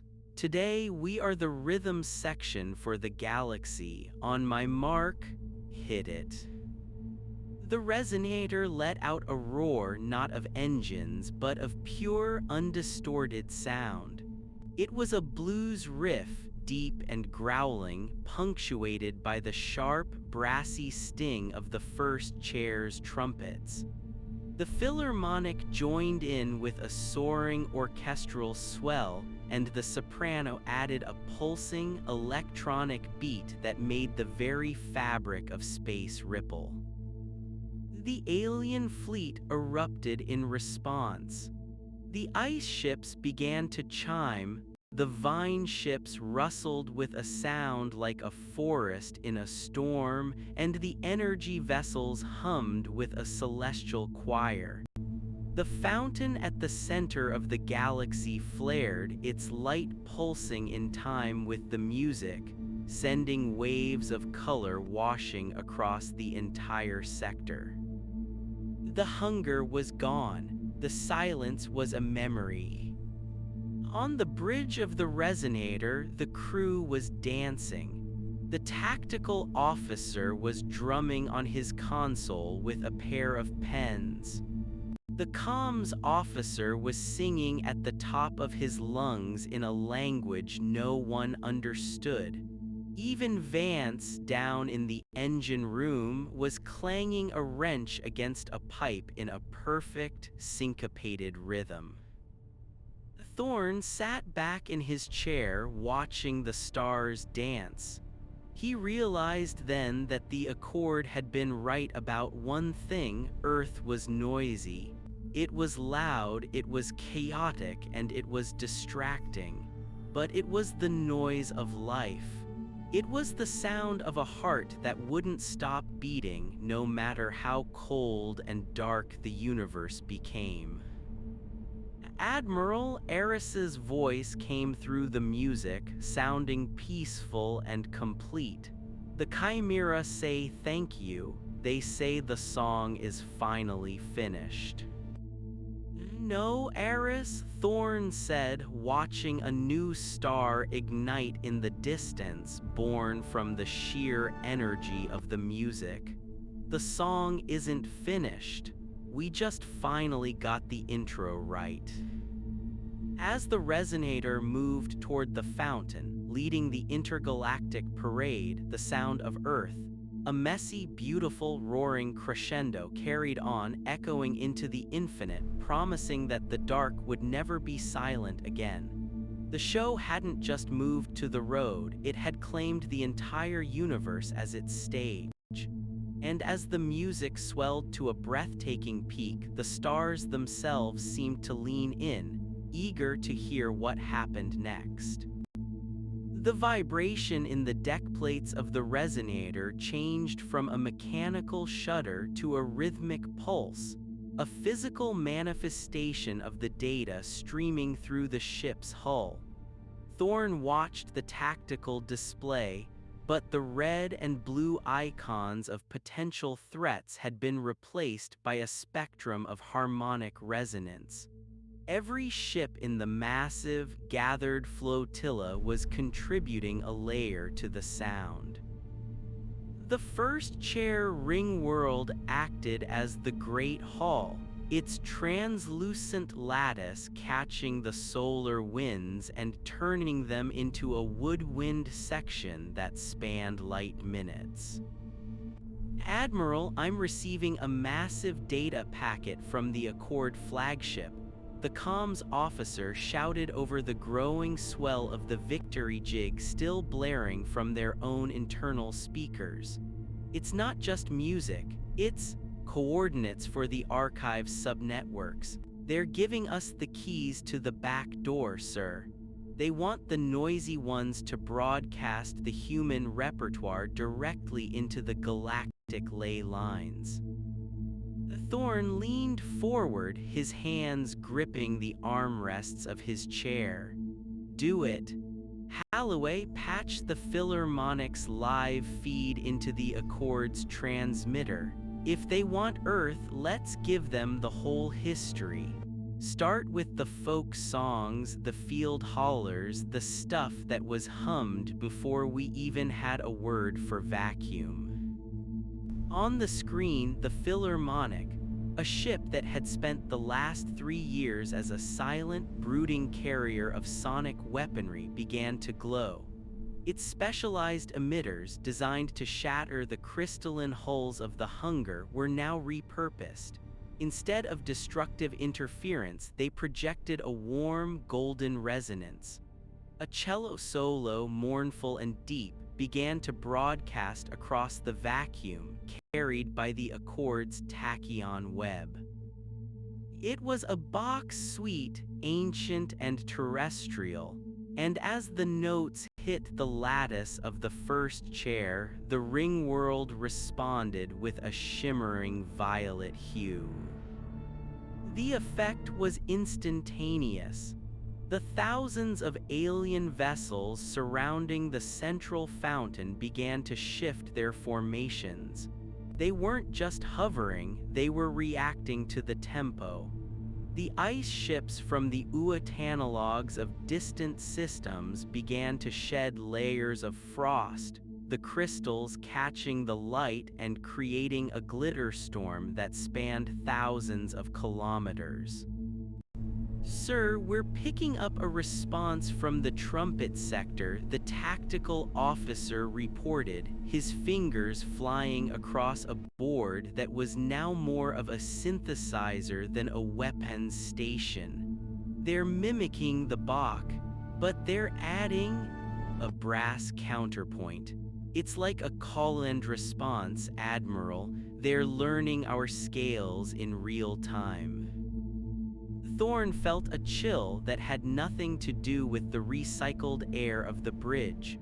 This was the first contact he had dreamed of as a midshipman, though he had imagined it with more diplomacy and fewer bass drops. He looked at the fountain of light at the galaxy's center. It wasn't just a source of energy, it was a cosmic metronome.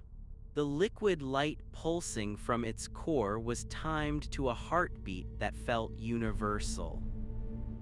Admiral, Eris's voice broke through the music, sounding more distant now as the resonator moved further from chime. The Chimera are leaving the surface. They're joining the fleet. They say the archive has finally reached its final chapter and they don't want to be the ones who miss the sequel. Thorn watched as the glass-kite ships of the Chimera rose like a cloud of butterflies from the glowing sapphire of chime. They didn't join the human formation. Instead, they wove themselves between the obsidian hulls of the Accord and the shimmering vine ships of unknown origin. They were the connective tissue, their crystalline structures vibrating in sympathy with every ship they passed, acting as a living amplifier for the symphony. Navigation, Thorn commanded. Bring us into the center of the gyre. I want the resonator at the heart of the fountain's first ring. If we're the rhythm section, we need to be where the pulse is strongest. The resonator banked, its massive engines roaring with a sound that had been tuned to a perfect low C as they approached the fountain of light. The sheer scale of the gathering became clear. There were ships the size of cities and others no larger than a human scout craft, all bobbing in the gravitational tides of the core. Suddenly, the music shifted. The Bach suite ended, and for a heartbeat there was a terrifying, absolute silence. It was the silence that had defined the galaxy for eons, the great damping. Thorn held his breath. Had they pushed too hard? Had the noise finally broken the fragile peace? Then a single sound emerged from the soprano, the fleet's electronic warfare ship. It was a simple four-on-the-floor kick drum beat. Thump, thump, thump, thump. It was the heartbeat of a nightclub in London, the pulse of a rave in the Mojave, the steady rhythm of a heart under stress. The first chair ringworld caught the beat. The massive lattice flared white with every pulse. Thump, thump. Then the Accord ships joined. Their obsidian hulls began to strobe with rhythmic blue light. Thump, thump. Then came the brass from the far side of the core. 1,000 trumpets blared a triumphant, soaring melody that rode on top of the human beat. It wasn't a song anyone had ever heard, but every person on the bridge of the resonator knew the words. It was the sound of hello. It was the sound of we are here. Admiral Vance's voice came through the comms, sounding breathless. The engine core, it's not drawing from the fuel rods anymore. It's drawing from the ambient resonance. We could fly to the edge of the universe on this beat, sir. We're literally powered by the song. Thorn laughed, a sound of pure, unburdened relief. Keep the rhythm steady, Vance. Don't you dare drop the beat. As the resonator entered the first ring of the fountain, the light became blinding. Thorn squinted, watching as the different alien races began to communicate not through linguistics but through harmonic layering. A ship made of what looked like liquid mercury pulled alongside the resonator. It didn't hail them, it simply vibrated, producing a sound like a glass harmonica that perfectly complemented the resonator's engine hum. The tactical officer looked up, tears streaming down his face. "Sir, I'm getting a signal from Earth. It's the UN. They've caught the broadcast. The whole planet is listening. They're patching in the global feed. Every radio station, every streaming service, every street performer, they're all playing along." Thorn looked at the map of the galaxy. The quiet zones were gone. The entire Milky Way was a web of light and sound. The hunger which had thrived on the isolation and the silence of the void had no place here. It was a shadow that had been burned away by the sheer radiance of collective existence. "Admiral Thorn," a new voice entered the bridge, clear and resonant, bypassing the comms entirely. It seemed to come from the very air. It was the first chair, the ancient architects of the ring. "You have brought the fire of the young to the hearth of the old. The great silence was a fever. You are the recovery." "We just couldn't keep it down," Thorn said to the empty air, smiling. "We're a noisy species. We tend to make a mess of things until someone starts singing." "The mess is the beauty," the voice replied. "The archive is no longer a vault of ghosts. It is a library of the living. Welcome to the orchestra, Admiral. Your planet has been assigned the lead for the next movement." Thorn looked at his crew. They were exhausted, covered in the soot of a war that had ended not with a bang but with a chorus. They were the representatives of a small, loud blue planet that had almost silenced itself a dozen times over its own history. And yet, here they were, at the center of everything. "You heard the landlord," Thorn said, standing tall and straightening his scorched jacket. "Halloway, tell the Philharmonic to switch to the anthem of the unbound. And tell the soprano to crank the bass until the stars shake. If we're leading the movement, I want the neighbors 3 galaxies over to hear us." The resonator surged forward, diving into the very heart of the fountain of light. Behind it, a fleet of thousands followed, a trail of fire and music that stretched across the stars. The era of hiding was over. The era of the great silence had been replaced by the great resonance. Earth was noisy, Earth was loud. And as the galaxy erupted into a song that would last for another billion years, Thorn knew that for the first time in the history of the universe, everyone was finally listening to the same thing. The resonator disappeared into the white light of the core, its hull vibrating with the opening notes of a new age. The stars weren't just bright anymore, they were singing. And the universe, once a cold and empty tomb, was finally gloriously loud.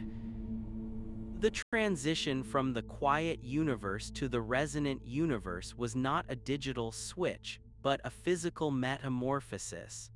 On the bridge of the resonator, the air itself seemed to thicken with the weight of the music, turning the atmosphere into a conductive medium. Every time the bass from the soprano hit a low frequency, The tactical consoles didn't just beep, they hummed in a sympathetic vibration that rattled the fillings in Thorn's teeth. He looked at the view screen, which was no longer displaying a star map, but a shifting, kaleidoscopic visualization of the galactic core's harmonics. "Admiral, the Accord vessels are... they're shedding," Holloway whispered, her hands hovering over her glowing station. Thorn watched as the obsidian plating of the nearest Accord dreadnought, the ship that had nearly erased the resonator from existence only hours ago, began to flake away like burnt paper. Beneath the black, light-absorbent armor was a structure of pure, polished silver and translucent quartz. It looked less like a warship and more like a tuning fork the size of a mountain. Thousands of these silver needles were now pivoting in unison, aligning their sharp points toward the central fountain of light. They weren't built for stealth, Thorn realized aloud. They were built for amplification. The Accord didn't hate sound, they were terrified of it. They covered their instruments in lead because they thought the music would burn them out. "We didn't bring them a weapon, Holloway. We brought them the courage to take the mutes off." A sudden surge of data spiked on the secondary monitors. It was the rhythmic template the first chair had sent. It wasn't just a beat, it was a mathematical bridge. It was a bridge between the chaotic, organic syncopation of Earth's jazz and the rigid, mathematical precision of the Accord's celestial mechanics. "Vance," Thorn barked into the internal comms, "I need that 4-4 times signature locked in. Use the fusion pulse as the kick drum. If the containment field can handle the stress, I want a rhythmic discharge every 1.5 seconds. We're going to give the galaxy a backbeat it can't ignore." "Copy that, Admiral," Vance's voice crackled, sounding manic and joyous. "We're redlining the magnetic injectors.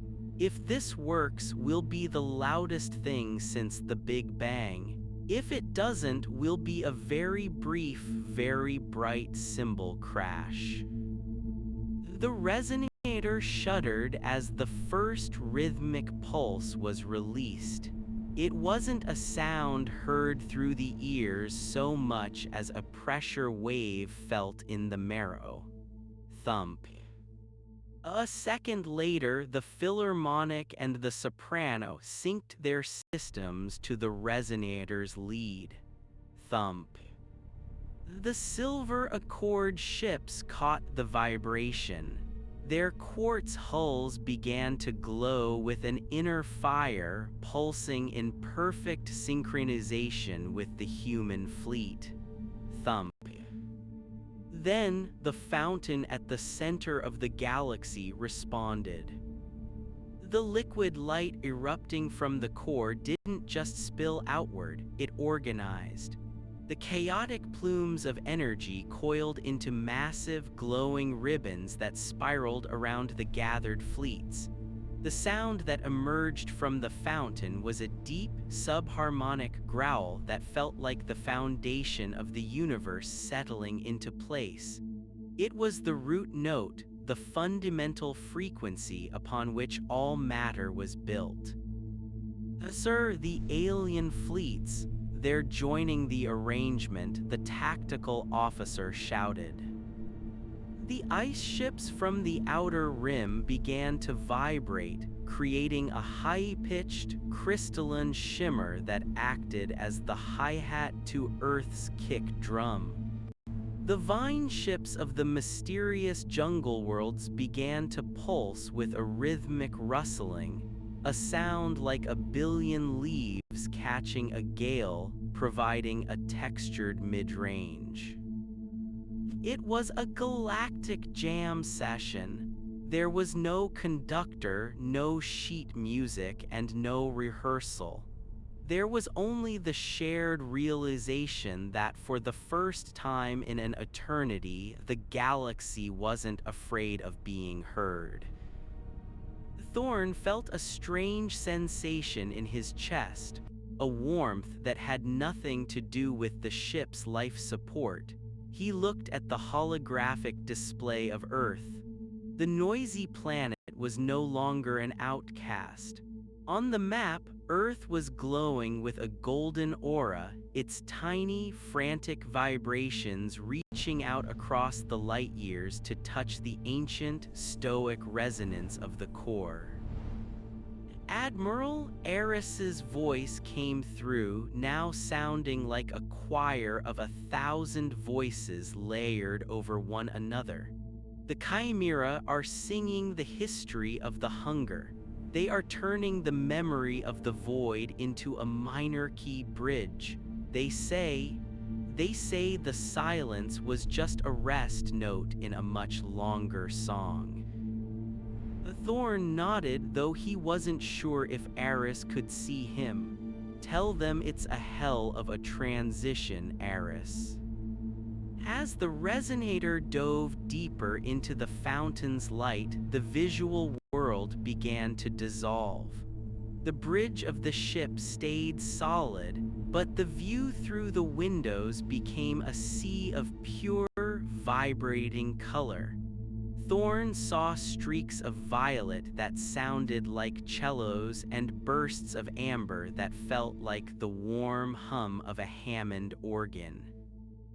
He saw the first chair ring-world rotating, its massive musical lattice acting as a giant filter, turning the raw energy of the core into a sophisticated, melodic tapestry. Suddenly, a new signal broke through the cacophony. It was sharp, jagged, and unmistakably human. Admiral, we're getting a broadcast from the UN High Command on Earth, Holloway said, her voice trembling. They're not sending orders. They're sending a live feed from the streets of Rio de Janeiro. It's carnival, sir. They've turned every speaker on the planet toward the sky. They're playing the samba. Thorn felt a grin spread across his face, wider than any he'd worn in years. Patch it through, Holloway. Let the galaxy hear how we party. The resonator's external emitters took the frantic, polyrhythmic beat of the Brazilian streets and projected it into the tachyon web. The effect on the alien fleet was electric. The Silver Accord ships, usually so stiff and geometric in their movements, began to sway. They drifted in rhythmic arcs, their formations shifting into a giant, swirling dance. The ice ships began to spin, casting off shards of frozen methane that caught the light like disco balls. The galaxy was no longer a cold, indifferent vacuum. It was a ballroom. Sir, the tactical officer said, looking at his screen with a look of pure wonder. The hunger, the remnants of the dark matter clouds that were stalking the perimeter, they're dissipating. They can't hold their form. The resonance is literally shaking the vacuum apart. They can't exist in a universe this loud. Good, Thorn said, let them drown in the noise. The resonator reached the apex of its trajectory, hovering at the very lip of the fountain of light. From this vantage point, Thorn could see the entire choir. Tens of thousands of civilizations, represented by their ships, were all vibrating in a single unified harmony. The quiet universe was gone, replaced by a symphony so vast and complex that it would take an eternity to truly understand. The first chair's voice returned, echoing not just on the bridge but in the minds of everyone aboard. The movement is complete. The transition from the silence to the song is finalized. Earth, the noisy one, you have performed your role. You have woken the sleepers. So what happens now? Thorn asked, his voice sounding small against the backdrop of the galactic choir. Do we go back to our corners? Do we start drawing borders again? The fountain of light flared, a brilliant white that seemed to wash away the last of the shadows on the resonator's hull. No, the first chair replied. The borders were a product of the silence. In the song, there are no walls, only different parts of the same melody. The archive is open. The core is your hearth. The galaxy is no longer a collection of lonely stars, it is a single instrument. The music reached a crescendo, a massive, soaring chord that combined the technology of the Accord, the history of the Chimera, and the raw, unyielding spirit of Earth. It was a sound that didn't just fill space, it defined it. It was the sound of a billion voices finally finding the same key. As the chord held, vibrating through the very fabric of reality, Thorn sat back in his chair. He looked at his hands, which were no longer trembling. He felt a sense of peace he hadn't known since he was a child, listening to the rain on the roof of his home in Seattle. Admiral Halloway said softly, "The Philharmonic is asking for instructions. They want to know what the next song is." Thorn looked out at the fountain, at the silver ships of the Accord, the glass kites of the Chimera, and the shimmering ribbons of light that connected them all. He thought of the billions of people back on Earth, looking up at a sky that was no longer dark but filled with the visible ripples of a galactic symphony. "Tell them to improvise," Thorn said. "I think the universe has had enough of following a script. Let's see what kind of noise we can make when we're all playing together." The resonator turned, not to leave, but to take its place in the front row of the greatest show in existence. The engines hummed, the speakers roared, and the admiral of the United Earth Fleet closed his eyes, finally letting the music take him home. The stars and the aliens had agreed that Earth was too noisy, but as the song of the galaxy began its second movement, they all realized that the noise was exactly what they had been missing. The show was just beginning, and for the first time in history, the entire universe was standing in the front row, cheering for an encore. The resonator didn't just sit in the light, it became a prism. As the anthem of the Unbound surged through the ship's hull, the very molecular structure of the vessel seemed to harmonize. On the bridge, the smell of ozone was replaced by a scent like rain on hot asphalt. The memory of Earth's petrichor carried on a wave of synesthetic resonance. Thorn watched as Halloway's hands danced across her console, no longer inputting coordinates or weapon locks, but adjusting the gain on a galaxy-wide equalizer. "Admiral, the Accord High Command is hailing us again," Holloway said, her voice shimmering with the same harmonic overlay that had touched Eris. "But it's not a diplomatic channel. They're sending mathematics. It's a rhythmic sequence. They're asking for a counterpoint." Thorn leaned forward, his eyes fixed on the visual representation of the Accord's silver needles. "Give it to them. Patch in the percussion track from the soprano. Let's see how they handle a syncopated snare." The result was instantaneous. The rigid, crystalline structure of the Accord's broadcast met the messy, driving force of human rhythm, and instead of clashing, they fused. The silver ships began to strobe in amber and violet, their movements fluid for the first time in recorded history. They weren't just a fleet anymore, they were a brass section. Across the void, the great damping fields that had once partitioned the Milky Way into silent, fearful sectors were collapsing. Like a dam breaking, the pent-up creative energy of 10,000 civilizations flooded the vacuum. The resonator's sensors picked up a signal from the Pleiades, a species of sentient gas clouds that had spent the last millennium humming in a frequency too low for anyone to hear. Now, amplified by the first chair's ring world, their song rose like a tidal wave of cello notes, grounding the frantic energy of the human pop feed with a deep, soulful resonance.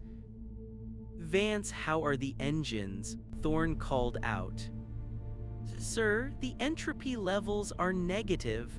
Vance's voice came back, sounding like he was shouting over a stadium crowd.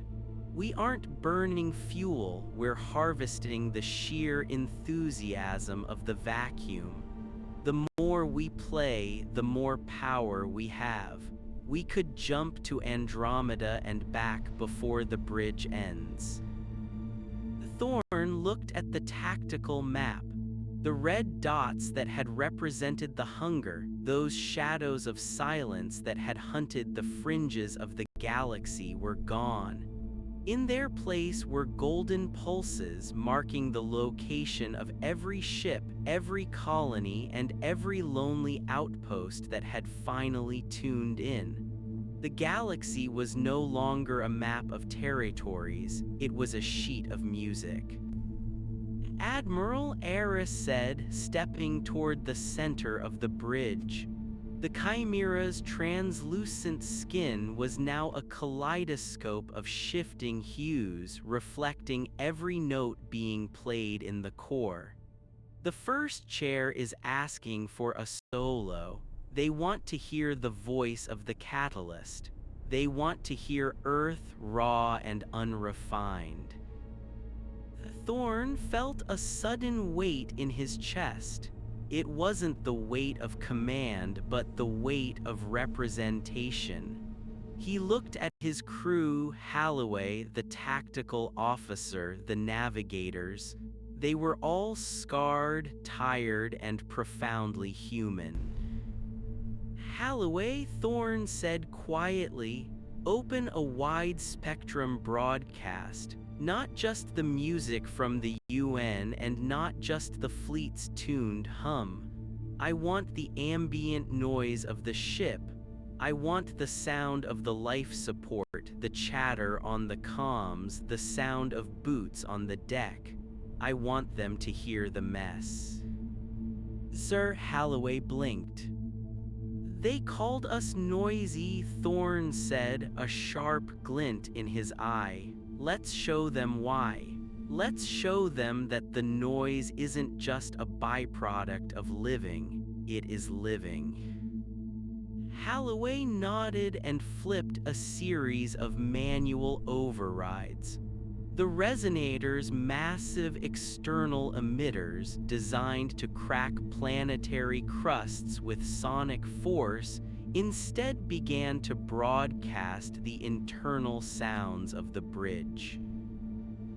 The galaxy heard the rhythmic clack-clack of Holloway's keyboard. It heard the hum of the cooling fans. It heard the heavy, steady breathing of the tactical officer. And then it heard Thorne's voice, unamplified and unscripted. "This is Admiral Elias Thorne of the United Earth ship Resonator," he said, his voice echoing across the light years. "We're a loud people from a loud world. We've spent most of our history trying to drown each other out, but today we're learning to listen. To the Accord, to the Chimera, and to the stars themselves, thank you for the accompaniment. We've been singing in the shower for a long time. It's good to finally be on stage." A roar of approval erupted from the fleet. Not a digital signal, but a physical vibration that rocked the resonator like a gale force wind. The fountain of light at the core surged, its ribbons of energy expanding until they touched the very edges of the galactic disk.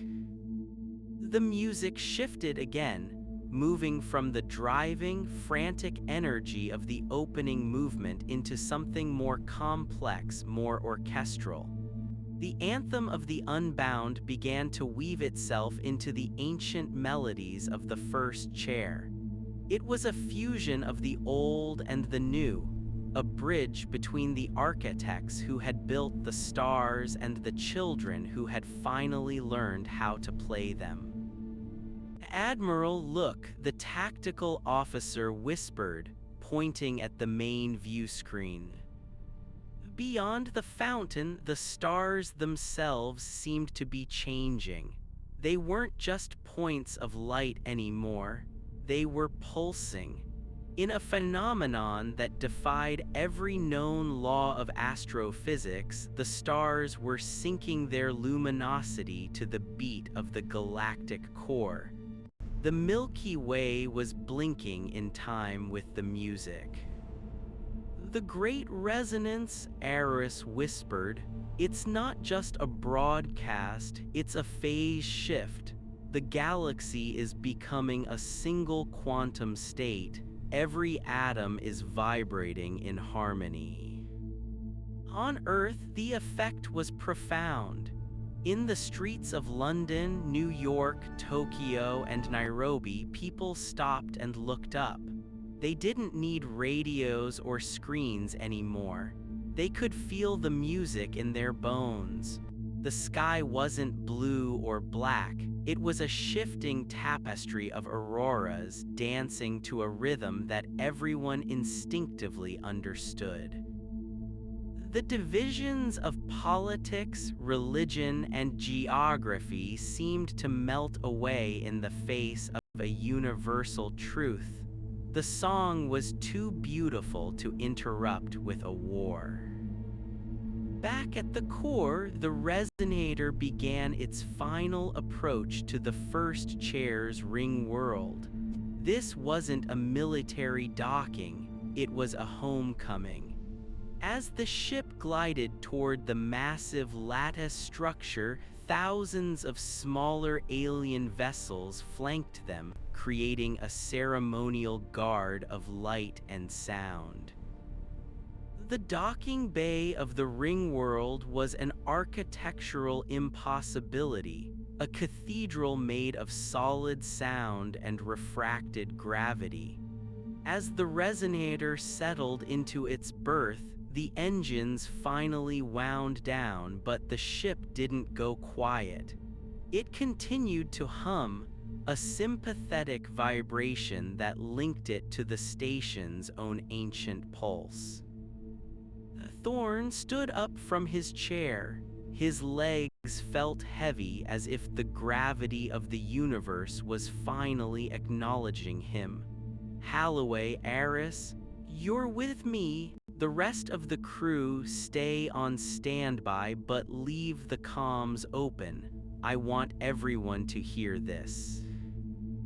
The airlock hissed open, and for the first time, a human stepped onto the first chair's soil, or what passed for it. The floor was a translucent material that felt like velvet and sounded like a soft choir when stepped upon. Waiting for them were representatives of a dozen races. There were the Accord, their silver armor retracted to reveal slender, luminous forms. There were the Chimera, their shifting colors now settled into a steady, peaceful blue. And in the center stood a projection of the first chair, a towering figure made of pure white frequency.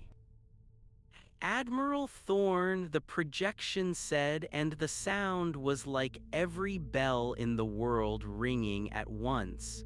The symphony has reached its resolution. The silence is broken. The hunger is fed by the light. We didn't mean to break anything, Thorne said, standing his ground. We just wanted to be heard. And you were, the first chair replied. But being heard is only half of the journey. The other half is learning what to do with the sound. The figure gestured toward the center of the hall where a massive, holographic sphere depicted the galaxy. It was no longer a collection of isolated dots but a vibrant, interconnected web of golden threads. The archive is no longer a vault for the dead, the first chair continued. It is the score for the living. Every race, every culture, every individual is a note in the grand arrangement. We have spent eons trying to compose the perfect silence. You have shown us that perfection is found in the noise. Thorne looked at the map, then back at his crew. He thought of the journey, the fear, the battles, the moments of absolute isolation in the void. It had all led here, not to a victory of arms, but to a victory of expression. So what's the next movement? Thorne asked. The first chair smiled, a ripple of light across its face. The next movement is yours to write. The galaxy is no longer a quiet library. It is a rehearsal hall. Go back to your noisy little planet, Admiral. Tell them that the stars are listening. Tell them that the universe is no longer afraid of the dark because it has finally found its voice. Thorne turned to look back at the resonator. The ship looked small and battered against the majesty of the ring world, but it also looked proud. It was the ship that had broken the silence. It was the ship that had brought the noise. Holloway, Thorne said, his voice cracking slightly. Signal the fleet. Tell them we're heading home, but tell them to keep the music playing. I don't want the trip back to be quiet. Yes, sir, Holloway said, a tear tracing a path through the soot on her cheek. As they walked back toward the airlock, the music of the core rose to a final, triumphant swell. It wasn't a goodbye, it was an invitation. The resonator detached from the ring world and turned its nose toward the distant, glowing speck of the Sol system. Behind it, the galactic core blazed with a light that would never again be dimmed by fear. The Accord ships dipped their wings in salute, their silver hulls reflecting the vibrant colors of the new era. The journey home was long, but for the first time in human history, the void didn't feel empty. Every light year was filled with the songs of 1,000 different worlds, a constant, shifting broadcast of life in all its messy, glorious complexity. When the resonator finally dropped out of warp on the edge of the solar system, they were met by a sight that stopped Thorne's heart. Thousands of civilian ships, private yachts, cargo haulers, research vessels were waiting for them near Jupiter. They weren't armed. They were covered in lights, and they were all broadcasting the same thing. A simple three-note melody that had become the unofficial greeting of the new galaxy. "Welcome home, Resonator," the radio crackled. It was a voice from Earth, but it was joined by a chorus of alien accents, refugees and ambassadors who had already begun to arrive on the noisy planet. Thorne sat back in his command chair and watched the blue marble of Earth grow larger in the view screen. The planet was glowing, not with the artificial light of cities, but with the radiant energy of a world that had finally found its place in the choir. Admiral Holloway said, looking up from her station, "The UN wants to know if you have any final words for the record. The whole galaxy is still patched in." Thorne looked at the screen, at the billions of faces waiting for a conclusion to the story. He thought of the silence, the hunger, and the long, cold dark. Then he thought of the music, the light, and the way the resonator's deck plates still vibrated with the rhythm of the core. He reached out and keyed the broadcast. "Just one thing," Thorne said, his voice carrying across the stars. "Turn it up." The resonator surged forward, leading the parade of ships toward the heart of the solar system. The music swelled, the stars danced, and the universe, once a tomb of silence, roared with the beautiful, chaotic, and everlasting noise of life. The great resonance had begun, and as Thorne watched the sun rise over the curve of the Earth, he knew that the song would never, ever end.